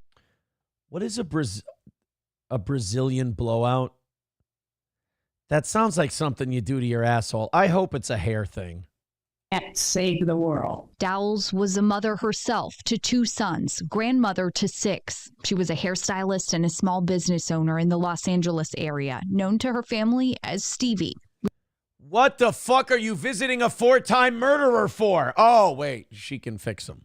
We spoke to them on Zoom. Stevie was literally the glue that held the family together, making her loss all the more difficult. We were just devastated. Dowles died during an overnight visit with an inmate at Mule Creek State Prison in Ione just before 3 a.m. last November. Oh my God, DMX. Now, 4 months later, the Amador County coroner confirmed her family's fears, finding the death was a homicide. The coroner says she was strangled. How could they just... So they gave this guy visitation rights. Not like, because when I think of like visitation rights, especially for a guy with 4 murder convictions, I think of like the movie where they've got the phones and they're between the glass and like there's no fucking possible way the crazy murderer could strangle some 60-year-old woman. But they just let her go out and like the Goodfellas visitation room where it's like a bunch of picnic tables or lunch tables and shit. And he's just right there and can choke the shit out of her. Wow. It's really good judgment. Let this happen and just don't get it. Armand Torres says the prison should be held accountable. He says his mom was visiting her husband, David Brinson, there. Oh. You didn't divorce him after the second murder? You didn't think that he wasn't partnership material after he took a second? I mean, I can understand him explaining the first one away to you. I mean, after all, you're blinded by love. I get it. But after 2, I mean, shit, let's give you 2. After the third one, you got to start asking yourself some questions, lady. They would read the Bible together. He was in school in there because she was pushing him to try to be this better person. But Brinson is serving 4 consecutive life terms with a 20-year determinate sentence on top of that without the possibility of parole.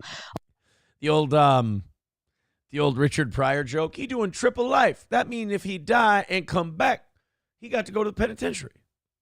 All after his 1993 conviction of 4 murders. My mom was just... Oh, so it was all at the same time. I thought it was like a four-time convicted murdering champion of the world. Left alone, and she, called for help, I'm sure. And there's nothing she could do. Officials say the criminal investigation is still underway. So as of now, no one's been charged with Dowell's murder.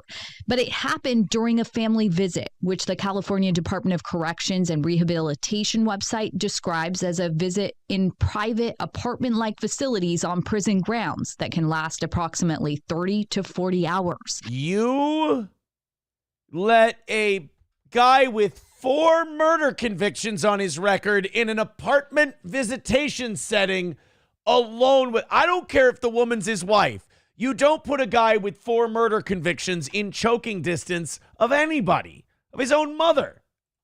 It was just after 2 a.m. on November 13th when CDCR says Brinson used the phone in that apartment-like facility to tell officers his wife had passed out. Given the history that this guy has already, we kind of just...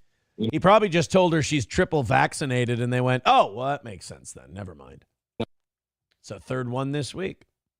I wanted to know, how is it even, possible for them to be unsupervised? The CDCR website shows inmates blocked from those privileges are limited to those on death row, those convicted of sex offenses, those going through the reception process upon arrival to a prison, or anyone under disciplinary restrictions. So if you're a 4-time murderer and you behave yourself, you can be alone in an apartment-like setting with someone during visitation. Boy, anyone who wants to tell you that our prison system is not lenient enough or it's too punitive, I think you can probably throw this one back at them for quite a while. Taste Fairy Ialto says, what are they going to do? Throw him in jail? Right. Yeah. What now? Oh, you're not going to get visitation anymore. Yeah, I don't think anybody's going to come to see me after this one. He really, God, just, you don't even have to see her. And you just wanted her dead that bad, huh? Oh, Taste Fairy said, I thought they said overnight visit. So she gets to sleep with him? Like, what? Where's the punishment? End of Silence says, think of the poor murdering criminal. Think of how hard it is after you murder 4 and are locked up. What will fat white women have to burn? Yeah, I mean, first of all, there's a lot of mistakes that were made here. I think the whole policy of letting murderers have overnight visits in apartments unsupervised with people is a red flag. Not divorcing the quadruple murderer when the quadruple murderer conviction comes in, that's another red flag. And then he called the guards in and said, I don't know, she just passed out. What do you want? And the guards went, it checks out. That's fine. All right, go back to your cell. It wasn't until 4 months later that they were like, hey, wait a minute. I think this guy might have had something to do with this. Yul Brenner's balls with 199 says, do you wipe from the front or from the back? All right. There has to come a time where I got to cut you off, buddy. I'm going to cut you off. You don't wipe into your ball bag. That's just, it's ripe for dingleberries, my man. And keep the area clean, for goodness sake. Earlier we were talking about racism not allowing black women to lose weight. We actually have the white woman side of this argument. I think that's only fair. We had the fat black woman talk about how she can't lose weight because the stress of handling racism doesn't allow the calories to process the same way it does for white women. Well, Nikki Glaser had an opinion on fat people taking Ozempic and losing weight. Let's hear what Nikki had to say. Ozempic and all that stuff. Oh, I love it. I'm like, do it. Do it. I have no judgment. If you want to do Ozempic, hell yeah, girl. Like, I'm not. I don't give a shit if people do Ozempic. I mean, it ain't going to hurt me any if you do it. And like some people can't control themselves. They're like, oh, what about the side effects? Well, I mean, Ozempic's one of those things where like, do we even really know for sure what the side effects are? Or is, because like now it seems like we let the pharmaceutical companies get away with anything. I sound like RFK Jr. We let the pharmaceutical companies get away with whatever they want, basically.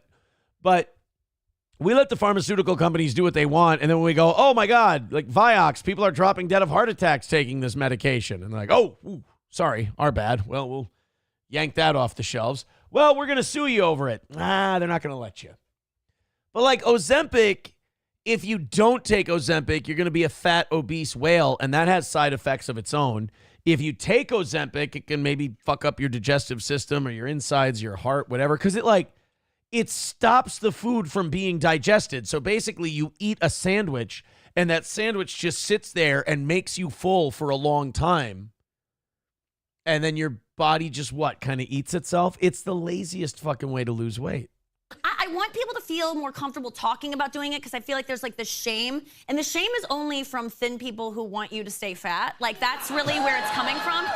This is what happens when you live in Hollywood long enough. Like when you live in Los Angeles long enough, you become this self-absorbed and vapid where like, this is normal to you. You're like, yeah, it's just thin people who want you to stay fat forever. It's like, really? Do those people...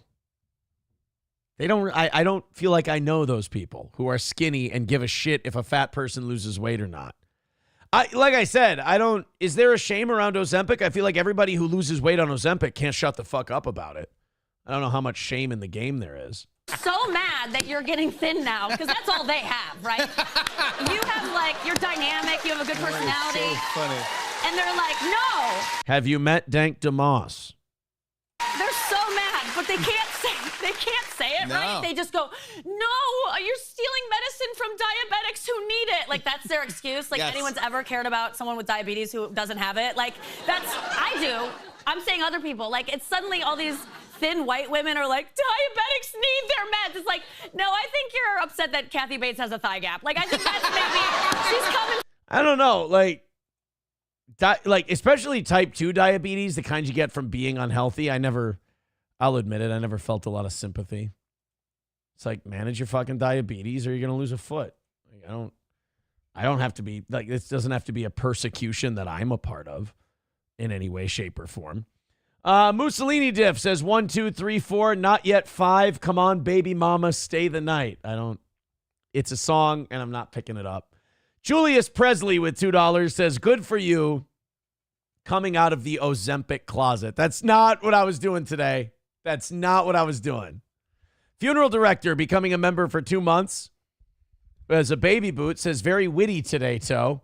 Like a young Howard Stern. Oh, thank you. But you can be 55. I believe Anthony is still a young Howard Stern. Howard's that old.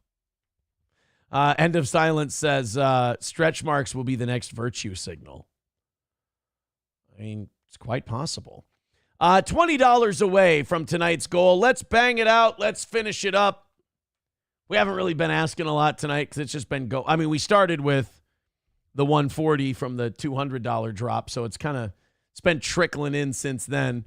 $20 away, finish it up. And of course, if we go $60 over, it means we're going until 8:30 this evening because, god damn, you guys have been throwing in a lot of cash today. Bigot on socialist media says, why is there a shortage of that drug anyway? Obesity is the biggest killer in the world. Just triple the... I think there's plenty of Ozempic. I don't think they're going to have a shortage of Ozempic. There's a shitload of diabetics in this country and even more morbidly obese people who need to lose weight and don't want to do a sit-up. So I don't think they're going to run out of Ozempic. I think the factories are cranking them out pretty good. And I think everybody, what drug company made Ozempic? I'm going to guess Pfizer. What company makes Ozempic? Oh, Novo Nordisk. I was wrong. Novo Nordisk is printing money off of Ozempic. Shit. Yeah, they're not going to have a shortage of that, I promise. Dive Bar says, never fear. They put more research into Ozempic than they did with the COVID medications. Fair. And thank you for calling it medications. Oh, no, he did call it vaccinations. Medications probably more appropriate. Hey, Sean Lenane, thank you for passing along the gifted membership that you got on Rumble. That's always good. Hey, if you get a gifted membership on YouTube or on Rumble, feel free to pay it forward. That's always a nice thing to do. Sean Lenane gifting one to Taste Fairy Ialto. We're not calling you out. We're just calling you out. $15 away from tonight's goal. Again, thank you guys very much. Just $15 away from another win for the toe. I'll be honest. We've got, Wednesday and Thursday still to knock out that 60 and call it a perfect week. I would not be mad if we just hit tonight's goal and then went to 8:30 and called it a day. I shouldn't say that because this audience has a really bad habit of doing things I ask them not to do. I'm just laying out what my perfect night looks like.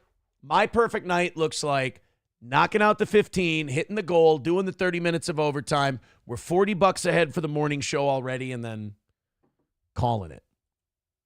That's my dream. $1.99 from Yule Brenner's Balls says, you use Just for Men or go to salon for hair dye? Come on. I've got the shittiest hairline there is. Can't you just give me that this is my natural hair? You think I'm going to do something?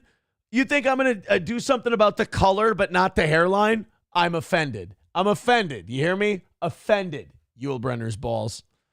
Aspacker with $9.99. Thank you very much. We are now $10 away from hammering it out tonight. And a rare night doing it almost completely on YouTube.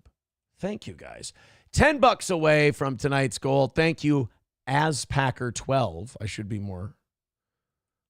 more specific. Sean Lenane gifting another Steel Toe subscription. Who's this one going to? Dinosaur Fuel got it. Thank you, Sean Lenane. Hey, now we're $5 away from calling tonight another win for the toe. Dinosaur Fuel, everyone else who got a gifted subscription, feel free to pass that along. And thank you, Sean Lenane. Now $5 away from another win for the toe. And then, of course, if we go 60 over, it means we're even for the week, which means that I've got to do an extra hour tonight. And there's People Pleaser finishing it off with $9.99. Thank you, pal. But I'm afraid I've got some bad news. And that's another win for the toe. All right. 55 tonight for an hour of OT. There we go. And that would keep the streak alive. Thank you, Aspacker, for the $4.99 and Adam Simon for the gifted membership. So now all of a sudden we're on that extra countdown and we're 55 away from an hour of overtime. Well, thank you once again. The evening show proving that they don't need any 5-minute countdown. Thanks, boys and girls. Always the best.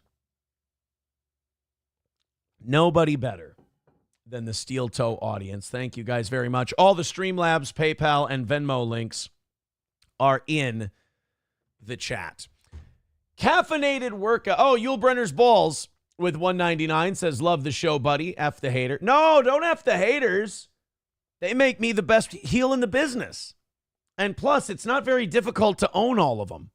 I hear they're all still very obsessed with the fact that the radio company I hate and that hates me back hates me.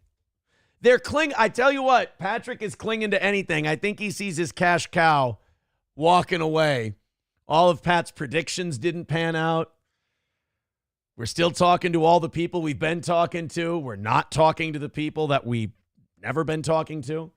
I mean, really, his source that he has, the one time I talked to that source was when he told my buddy at my buddy's wedding to have me get a hold of him. So, I don't know. And then he did it the day after. That guy tried to use me to get clicks because he knows nobody gets attention like Steel Toe. And he's done a very piss poor job of running that company. So, I think you can kind of smell the desperation on him. I know that Patrick got castrated on MLC today, too. Somebody was texting me about that. I think he's kind of feeling the pinch. his big secret weapon was Ricada, and he found out that that's a fucking disaster. I'll admit, I've been enjoying watching the downfall.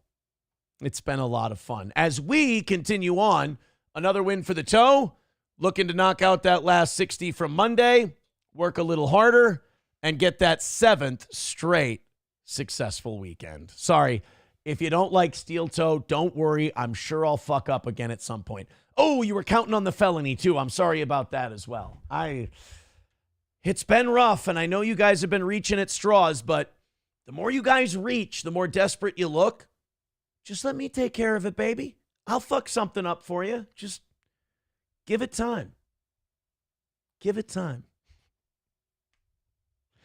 Sometimes I reach back and I pull that asshole card and I go, you still got it, kid, but as I get older, every time I pull that card, I go, you still got it. But then there's that self-awareness of like, you really are a bigger asshole than any of these people that hate you. And there's that. And then the LOLs in the chat, and then people encouraging it and everything else. God damn it. Taking my eyes off the chat. We're continuing the show. Thank you guys very much for your generosity. And now People Pleaser is now well in the lead. People Pleaser is at $210 for this week. I believe he has tripled up Schweitz, who is in second place now with $65. So People Pleaser really coming in and dropping a bomb on the old Toe. Mad Move says, did you get too fat for the Amazon shirt? I haven't seen it for a while, you cocky bitch. You know what? All honesty, I think that the Amazon shirt is at SP's house, I believe. Yul Brenner's Balls says, we call Melton the Hunchback of Notre Dame. Oh. Sometimes it's the simple ones. $199 from Yul Brenner's Balls. He's quickly becoming one of my favorites. Just enough ball busting in there. Skybrick with $5 says, here's a toast. Gophers actually hiring a good college hoops coach. Yes, we did.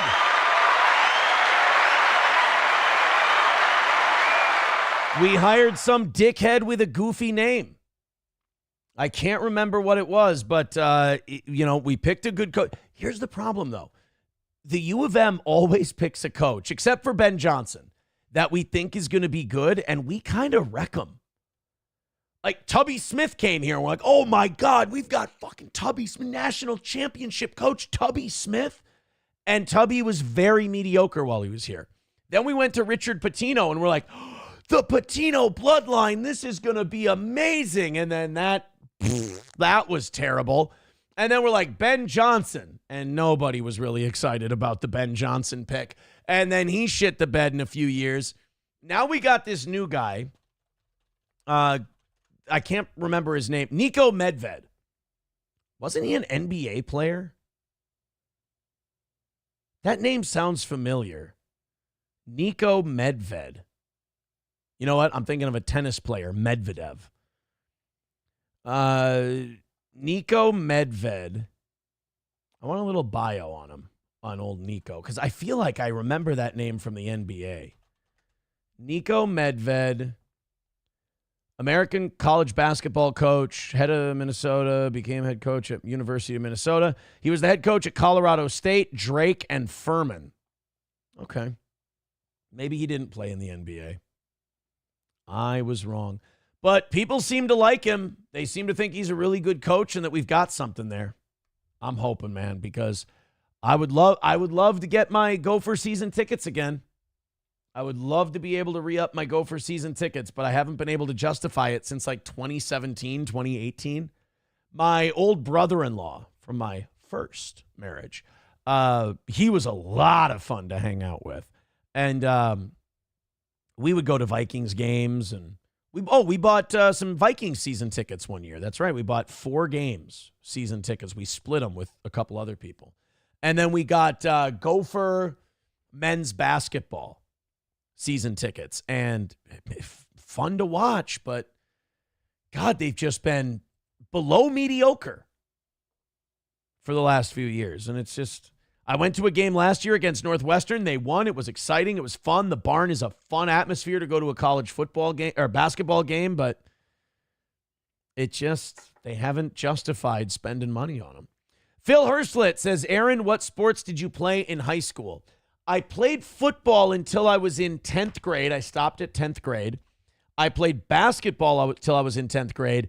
And then I played baseball until I was 24. I wasn't in high school until I was 24. But I played baseball.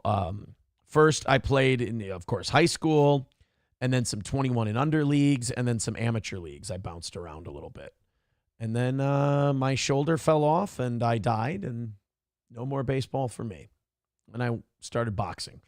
Panhandler with $5 says, speaking of Tubby, God damn it. Speaking of Tubby, do chins count towards the goal? If so, that's a huge win for the toe. Thank you. You fucking prick.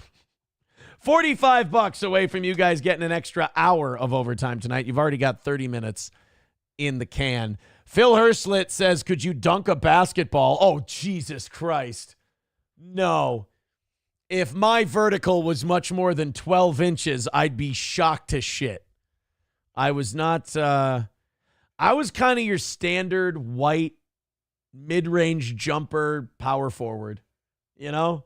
Box out strong as hell, grab a rebound here and there, step out, hit a 15-foot jumper, step out to 17 feet, don't know what the fuck I'm doing. Not particularly quick off the dribble, yeah. Not a lot of range to my game, but I could take a charge like a motherfucker.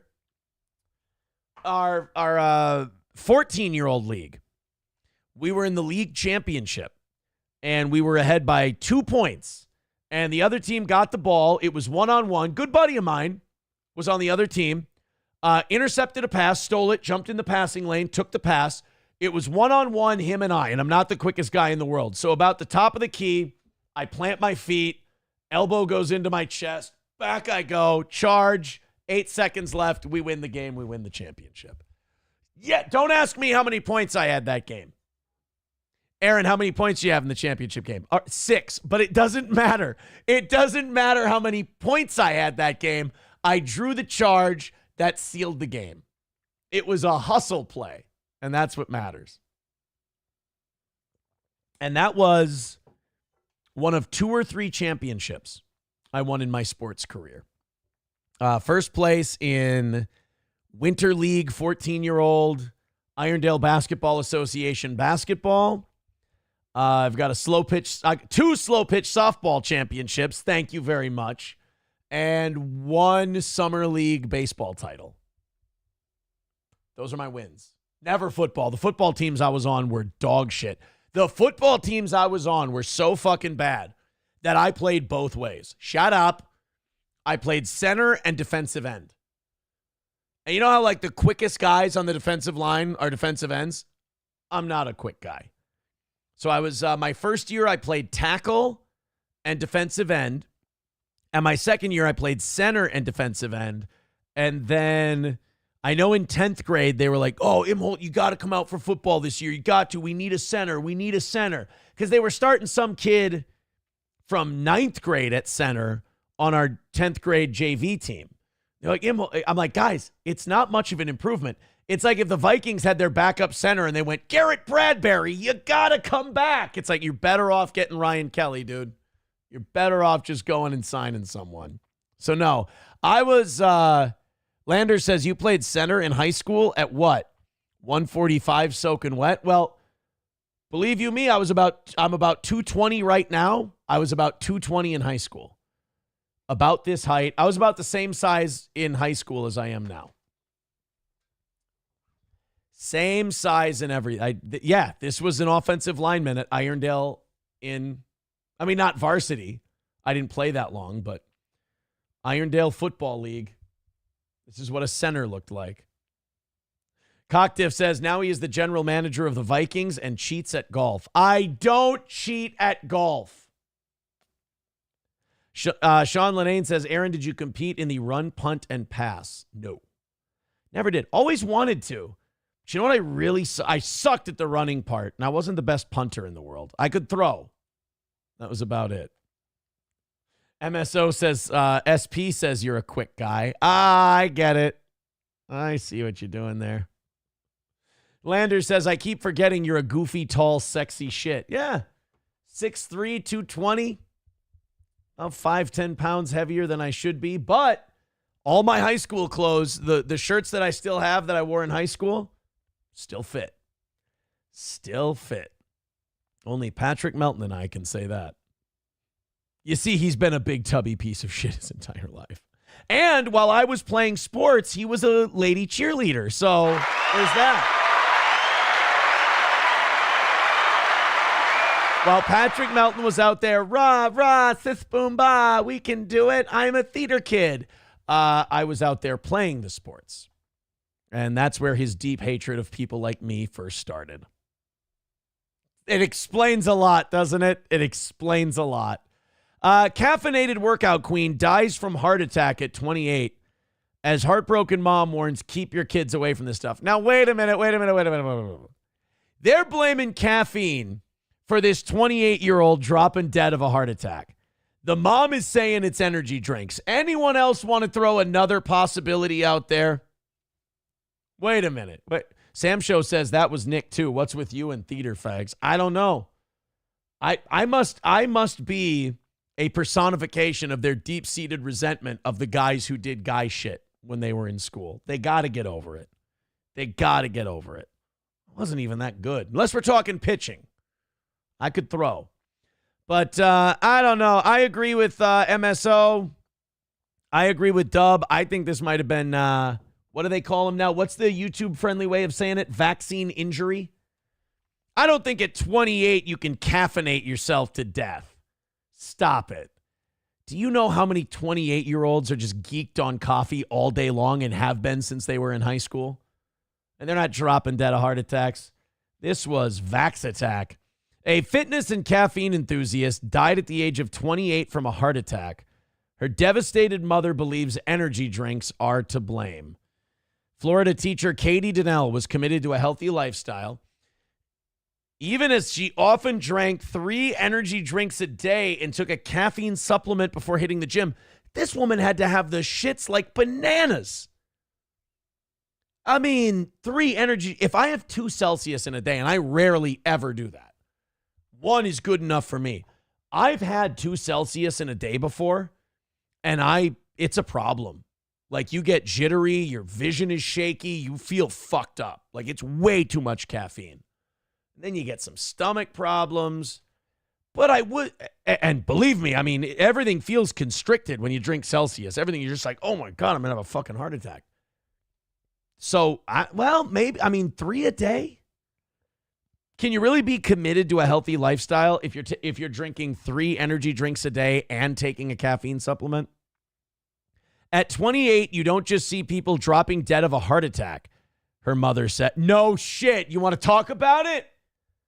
Oh, it's the caffeinated drinks, right? Yeah, no, we're not going to talk about anything else. If your daughter was really healthy and she was younger, I'm assuming she was susceptible to maybe, keeping herself healthy by keeping up with her boosters. She was a workout queen. She ate real clean. She ate organic food. She was the epitome of health other than having energy drinks. Okay. Anything else you want to tell us? Her daughter did not have health issues apart from really bad anxiety. She had horrible anxiety and went to several doctors. I don't think it was real anxiety. I think it was her abuse of caffeine and energy drinks. Okay, 3 is a lot. 3 is a very long time. Or 3 is a very heavy amount of caffeine, and if you do it for a long enough time, maybe that can give you a heart attack. But I'm starting to lean towards we're going to see some of these young people, and we've seen a lot of it in the last few years. Young people, otherwise healthy, otherwise in really good shape. Well, we don't know what happened. They just sort of dropped dead. Who knows? Landers says she looks tiny. All that caffeine will cause heart palpitations. Yeah, I'm not ready to go COVID shot like right off the bat. I'm not ready to go, oh yeah, she was vaccinated, this and that. Because, like, 3 energy drinks and a caffeine supplement a day is wildly irresponsible. I just don't have enough medical know-how to know if it'll fucking kill you. Jeez, I know it's not advised medically, but I don't know if you're going to drop dead of a heart attack at 28 when you're otherwise healthy. I know what otherwise healthy people have dropped dead of a heart attack from, and that's why I'm willing to go that route. But I guess there's no way of knowing, and it's not like the mom's going to tell you. Nor is it any of our business, quite frankly. Sam Show says, so you're saying there's a chance I get to see you stroke out on the show like Mersh? Maybe.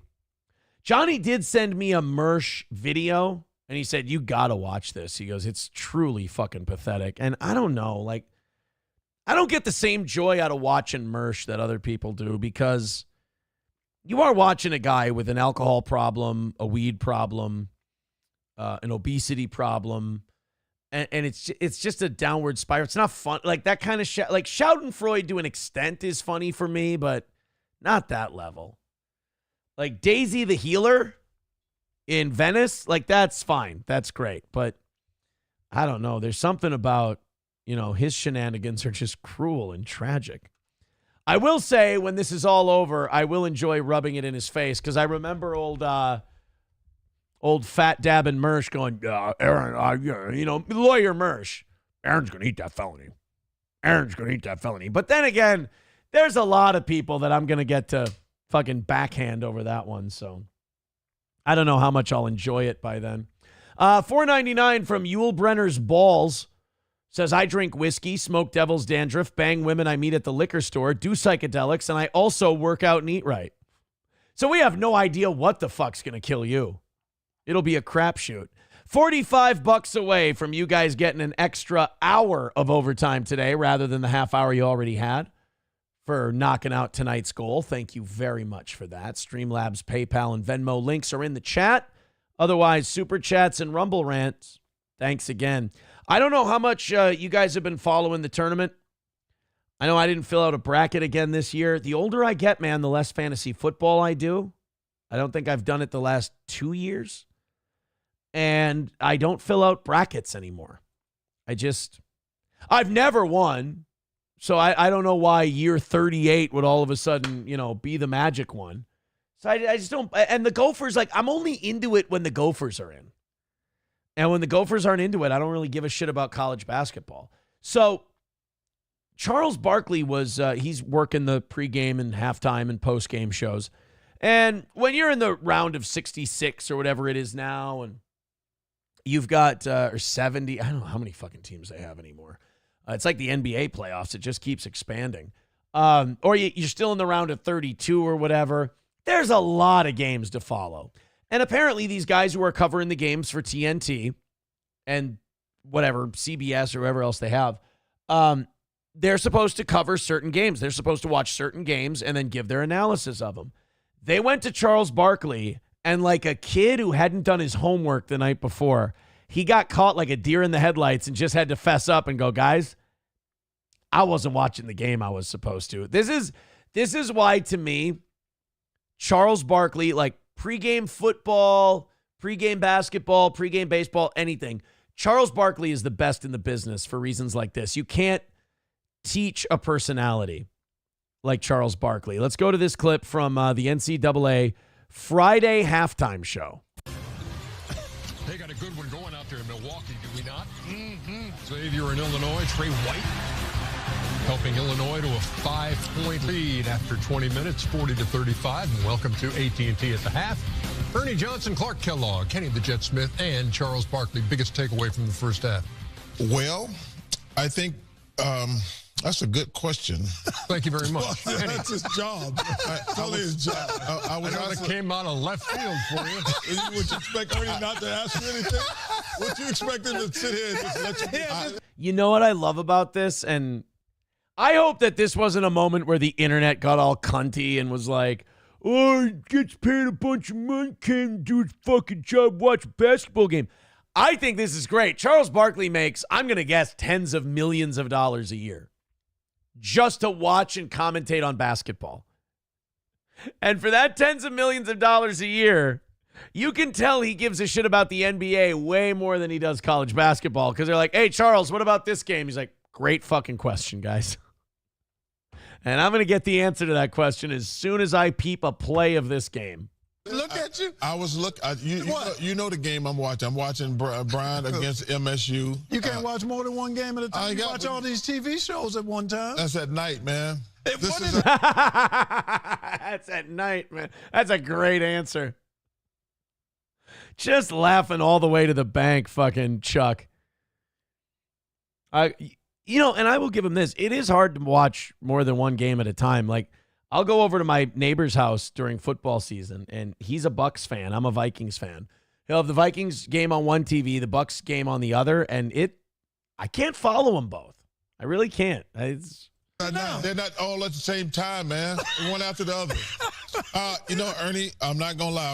I was paying attention to the Bryant score, so get at the Clark or Kenneth, please. That's that moment in school where the teacher calls on you and you can go, I can either bullshit this thing and pretend I know what I'm talking about, or I can just straight up admit it and go, I didn't do the homework. I didn't read the book. I have no fucking clue. I remember in sixth grade, we had to do a book report on, we had to take a test on Tuck Everlasting. I didn't read a fucking page of Tuck Everlasting. This is like one of the most brazen not doing your homework things, especially in sixth grade, that you can possibly do. I still have dreams about this, about showing up for sixth grade, Mrs. Gross's English class, and not reading Tuck Everlasting.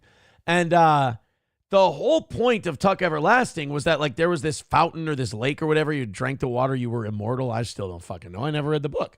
And we had to take a test on it. And instead of me like cramming and reading the book or getting Cliff Notes or something like that, I just figured, you know what? I'm going to wing it.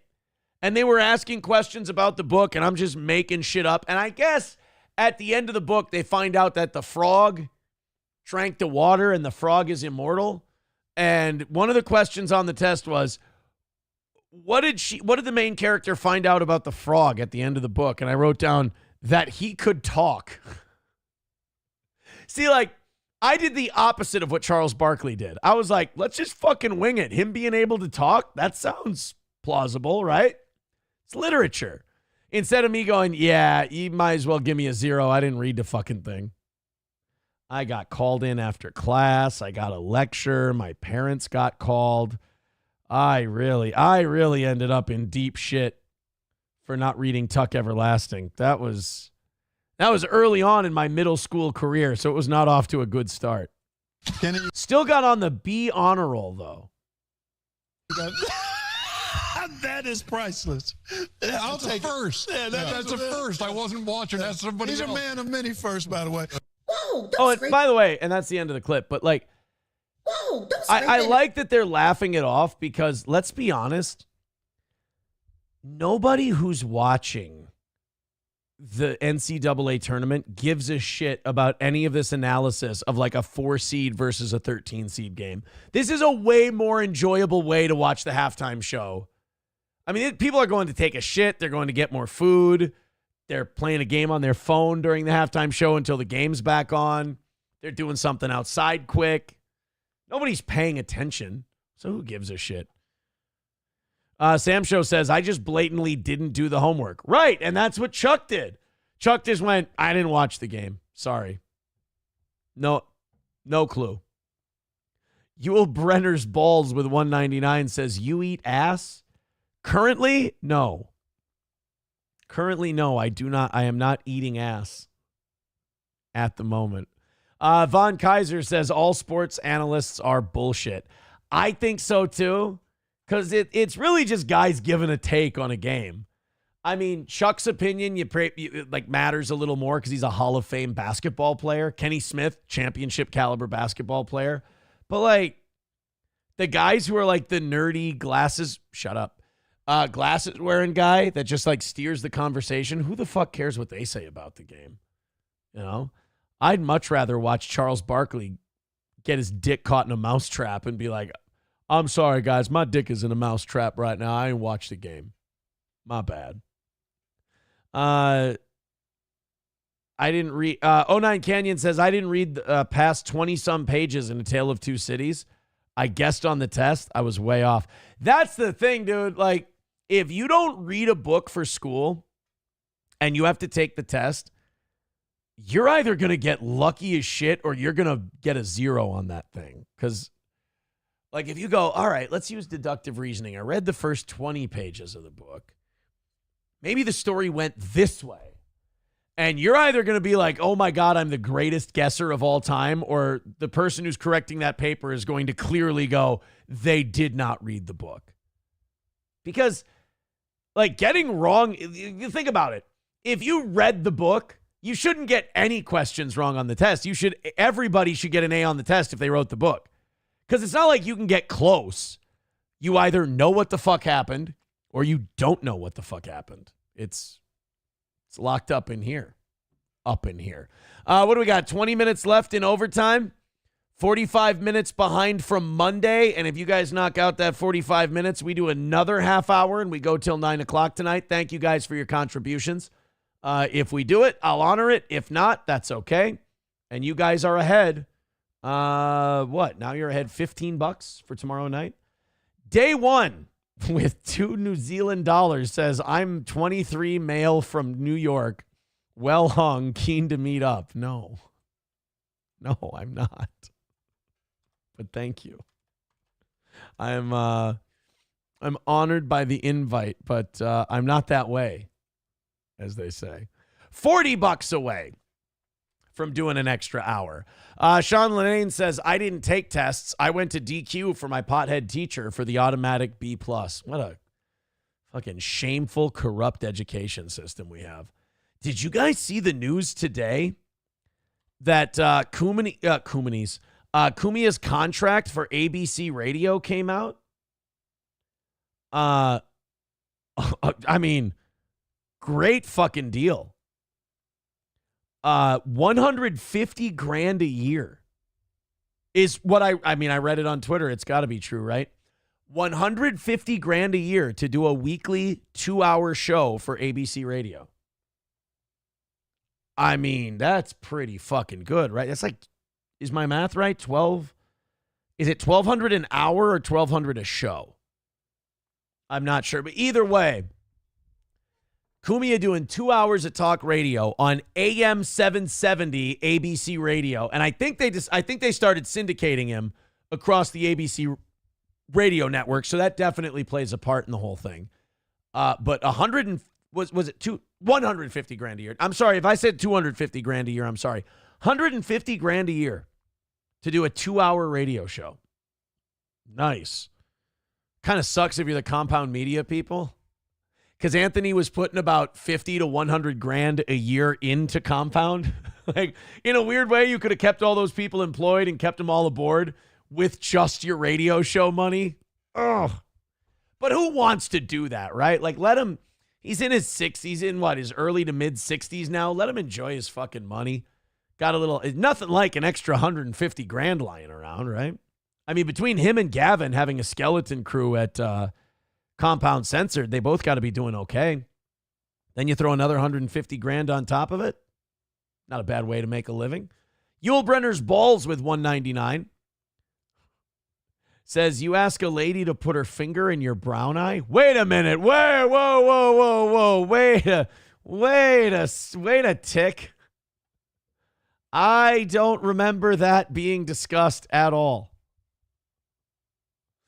I don't remember me asking a woman to put a finger in my anus to be part of this discussion at any point.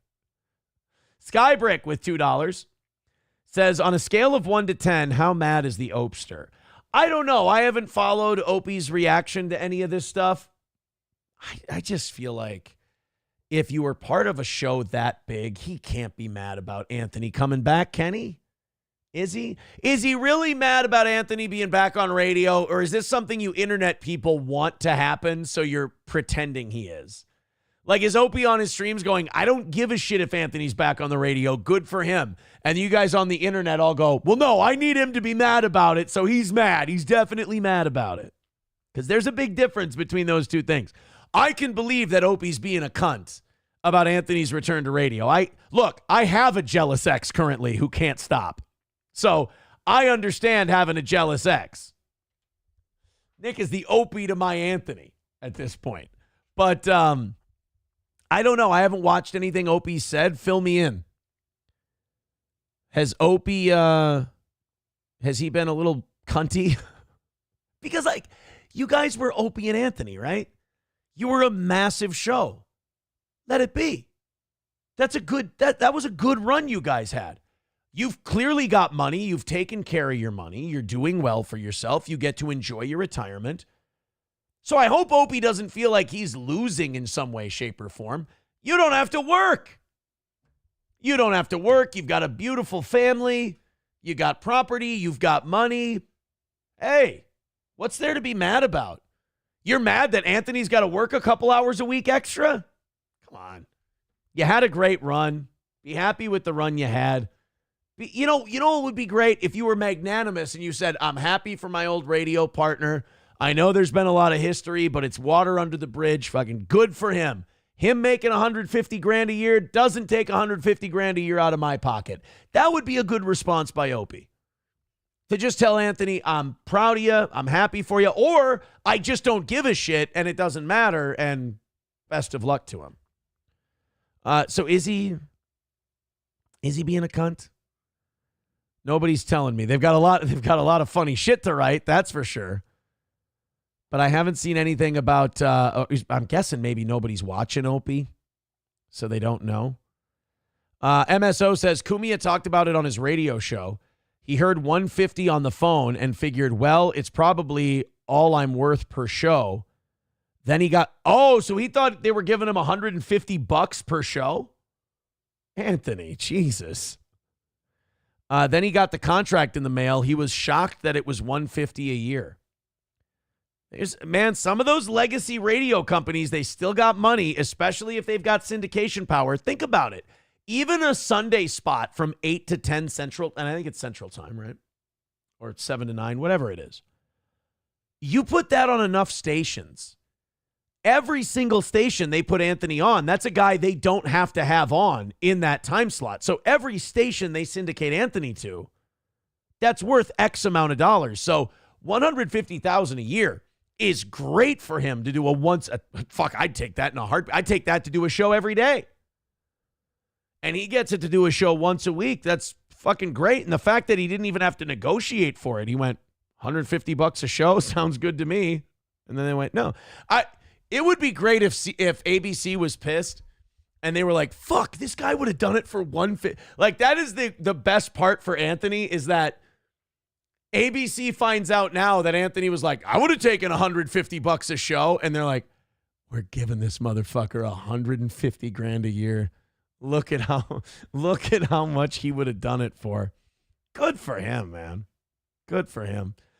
Sam Show says, I'm sure Opie's being a cunt. Yeah, but we don't know. I'm tempted to check. But also, like, diving into that world is just, ugh. It's a vat of stupid that's thick like molasses, and you just don't want to go into it. Or I could talk to Yul Brynner's balls for $199. He says, do you like a good rim job? I do not. I'm not adventurous enough. See, I could go look at Opie's thoughts on Anthony, or I could talk to Yul Brynner's balls about whether or not we like getting rim jobs. All right, let's check out the Opie radio clips. Well, these look gay. Howard Stern, Howard Stern, Howard Stern, Howard Stern, a potato. E-Rock, bike ride, taking a shit. E-Rock, Peruvian fisherman, wildest smoking story you'll ever hear. Opie admits he has brain damage. Well, hey, self-awareness is big, though. I don't see anything about Anthony's radio gig. Anthony wins, Opie loses. Oh, okay. Maybe he's being a cunt in this one. It's only 2 minutes long. Those are digestible. Anthony Cumia's AM radio comeback, big deal or nothing. All right, let's see how Opie handles it. Oh, Anthony just got syndicated after one show. When are you getting syndicated? I don't compete with Anthony. I don't know what to tell you guys. Like, I made a decision a very long time ago when Anthony blew up the Opie and Anthony show because he's a terrible person. I didn't blow up the Opie and Anthony show. He did. I mean, you tried to when it was on. I mean, that's not technically true. Like, Opie tried to. Like, we remember all the times he was like, I want to go to afternoons, and I'm not going to sign this next contract, and this, that, and the other thing. I'm an Opie and Anthony fan. Obviously influenced by them quite heavily. But Opie, look, you could tell that everyone was pretty fucking sick of each other by the end. And did Anthony blow up the Opie and Anthony show because he's a terrible person? He took pictures of a black hooker in Times Square. I don't know if that makes you a terrible person. If he could have tamped down his racist crap, which he will now do for WABC. Look, if someone, the one thing I know about, if someone said, hey, Aaron, after all the shit you've been through on radio, we're going to let you back on. We're going to give you $150,000 a year. Could you just tone down the racism? I'd be like, aye, Captain, you got it. Oh, and we're going to syndicate you too. I'll go. You know what I love? The smell of black people. They smell fantastic. Aaron, we can't have you commenting on how the black people smell. But it was a positive. Aaron, just don't. Maybe this is a bad idea. No, I can be good. I can be good. You see this? I'm even sabotaging my own imaginary radio deal before I get it. About Anthony is that he plays to the room. Oh, you need me to tamp down my race stuff? No problem. I'll do that. Okay. In defense of Anthony on this one, that's just called being a professional. If you're a professional, yes, you temper your act to the room you're in.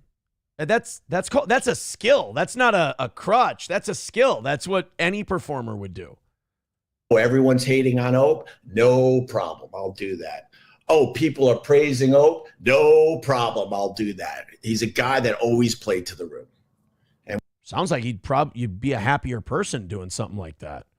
You don't overcommit to shit. You don't get caught up in petty rivalries or anything like that. You just kind of go with the flow, it sounds like.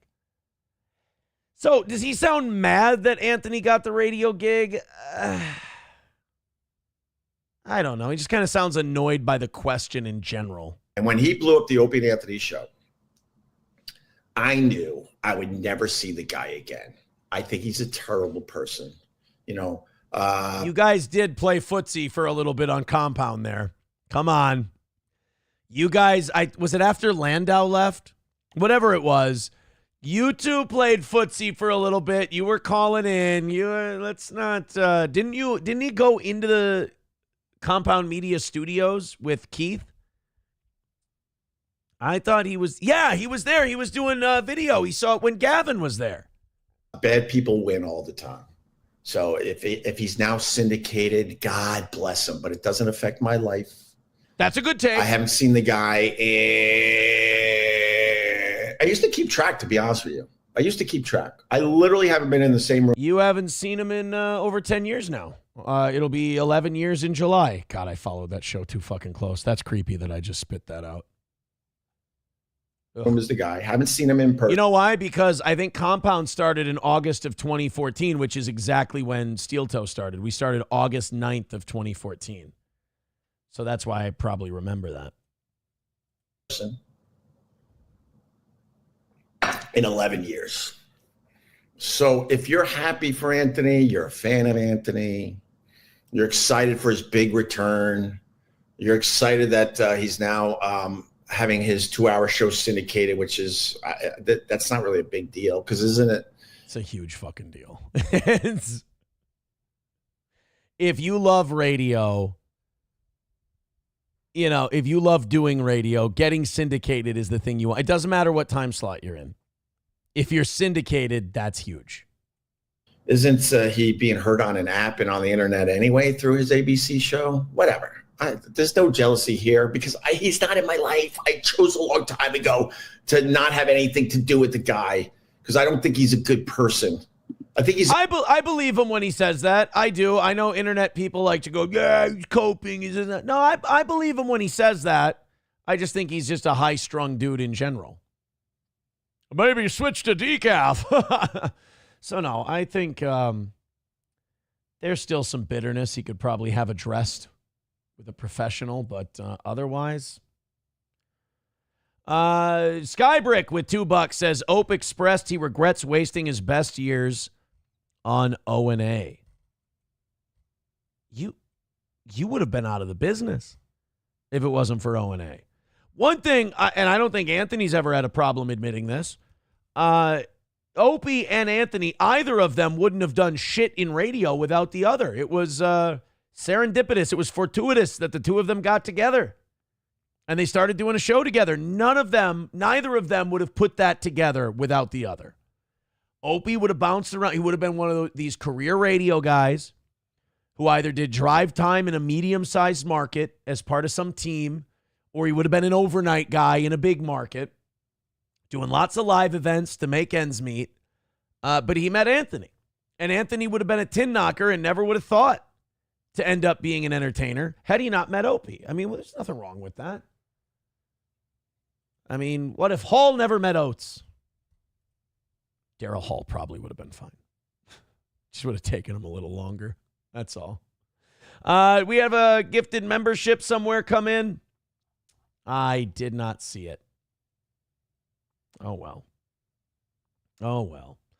Momo Trace got a gifted subscription from somebody here on the toe. Thank you guys very much. We ended we still got 5 minutes left. $40 away from getting that extra hour of overtime. Thank you guys so much again for your contributions. So we have one more Opie clip. Let's see if he sounds any different. Did you listen? This is right after Anthony's big comeback show on ABC Radio. The Ant's show. Anne Hathaway. No, of course not. Why would I? Well, I guess guess if you work with someone for over 20 years and they're making their comeback to part-time AM radio in the middle of the night on a Sunday. That's cunty. Now I could forgive people if they said, oh, Opie's bitter, Opie's pissed, Opie's jealous, this and that. You kind of open the doors when you answer it like that. You would think there'd be some interest there just to, take a peek, take a listen. I couldn't be bothered. No. How did he do? I would assume It's fine. You don't have to be bothered. I listened to the first 20, 30 minutes of the first show.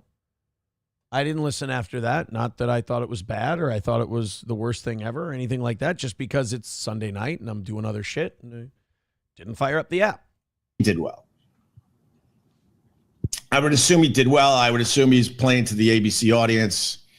I would assume that he tamped down his out-of-control race crap. Well, you can't go on terrestrial radio and go, chosen blacks, chosen blacks, chosen blacks. Like, you can't. You're not allowed to do that. That's not like he's being some kind of big sellout. That's just realistic. That's what you do. And I don't know if he has to really play to a Trump-friendly conservative audience. He's a Trump-friendly conservative guy. But no, I didn't listen. Let me know how he did, I guess. Anthony making his big comeback to AM radio. I mean, look, no offense to the guy who I do not like at all, but let it go. Every time I hear him say that, a guy who I do not like at all, you really should nothing him at this point. Like, everyone from my past that I've had, incidents with, I nothing them at this point. If they ever come up, they're content. Like, hardly people at this point. They're just content. I don't hate them. If their life goes poorly, mine doesn't do better. So, like, after 11 years, keeping that energy, like being like, I hate the guy, I don't like the guy, you really should nothing the guy at this point. He's doing 2 hours a week. WABC radio. WABC radio. 8 at night to 10, right? 8 to 10, I believe, was the shift. That's a nothing burger. Hey, the kid's got to start somewhere. First of all, you give me $150,000 for a fucking nothing burger, I'll chow it down. But with that said, I mean, if they're putting him there to see how he does, test shows, we're thinking of giving you a full-time gig here, but let's start you, at a real shitty time on the weekends, just to see how it goes. And then if this leads to him maybe getting a real shift, then it starts getting impressive. But I think it's impressive. Someone with Anthony's history and his media profile and the legal shit and all that, getting back on the radio, period, is pretty fucking impressive. I don't care what you say. I mean, just having the gig in general is pretty impressive to get back. And it's good because I think it'll make him protect it more. Let's go to Yankee. He says, has this gay F word been bitching in front of his computer all day? Opie? No, I think he just does it in the morning. That wasn't live. That was a clip. Numero Uno says what Opie needs to do is ignore his chat that just tries to rile him up and just have other stuff to talk about on his own if he wants to get a show going. Yeah, I mean, if you get riled up, like if you can't roll with it, like I'm the best in the business at rolling with it. If you can't roll with it, you're fucked. If they get you all worked up that easily, they own you. Numero Uno says, but to be honest, listening to O&A clips have shown me that neither of them would have been anything if not for all the comics they let on air all the time. And I think it's healthy if you can admit that. If you talk to either one of them, and I think Anthony has said that before. We've had him on this show, and I've done shows on Compound. I've been a guest on his show. And we talked Hitler and World War II most of the time, but that was fun. I enjoy that. But I think he's even said that, like, look, if it wasn't for even though he hates Bill Burr now, the Burrs, the Patrices, the Louis, the Colin Quinns, and Jimmy Norton, all these guys, that show wouldn't have been what it was. Nothing wrong with admitting that. Numero Uno says Opie should bring Louis C.K. on every morning, and he'll be right back in the saddle. Opie's chat is all trolls just trying to rile him up. Yeah, that's too bad. Annoyed Wawa says, I have legitimately convinced Opie that he knows me personally because I name dropped a couple of people that worked in Boston radio in the 90s. You're just a dick. You're a dick. Numero Uno says, it's not even about rolling with it. He literally had no plan and nothing to talk about and ends up just arguing with the chat or ranting about chat topics. Maybe that's what the Opie and Anthony show would have looked like if it was just Opie and the Nighttime Madness or whatever it was. Maybe that's what it would have been. Well, guys, thank you very much. A remarkable night. Thank you for all of your generosity. You guys are $20 into tomorrow evening. Hope we have another good one then. Tomorrow morning should be another great show as well. 6 a.m. Central. Tune in. It's going to be good. If it's not, it's all my fault. Have a great one. We'll talk to you soon.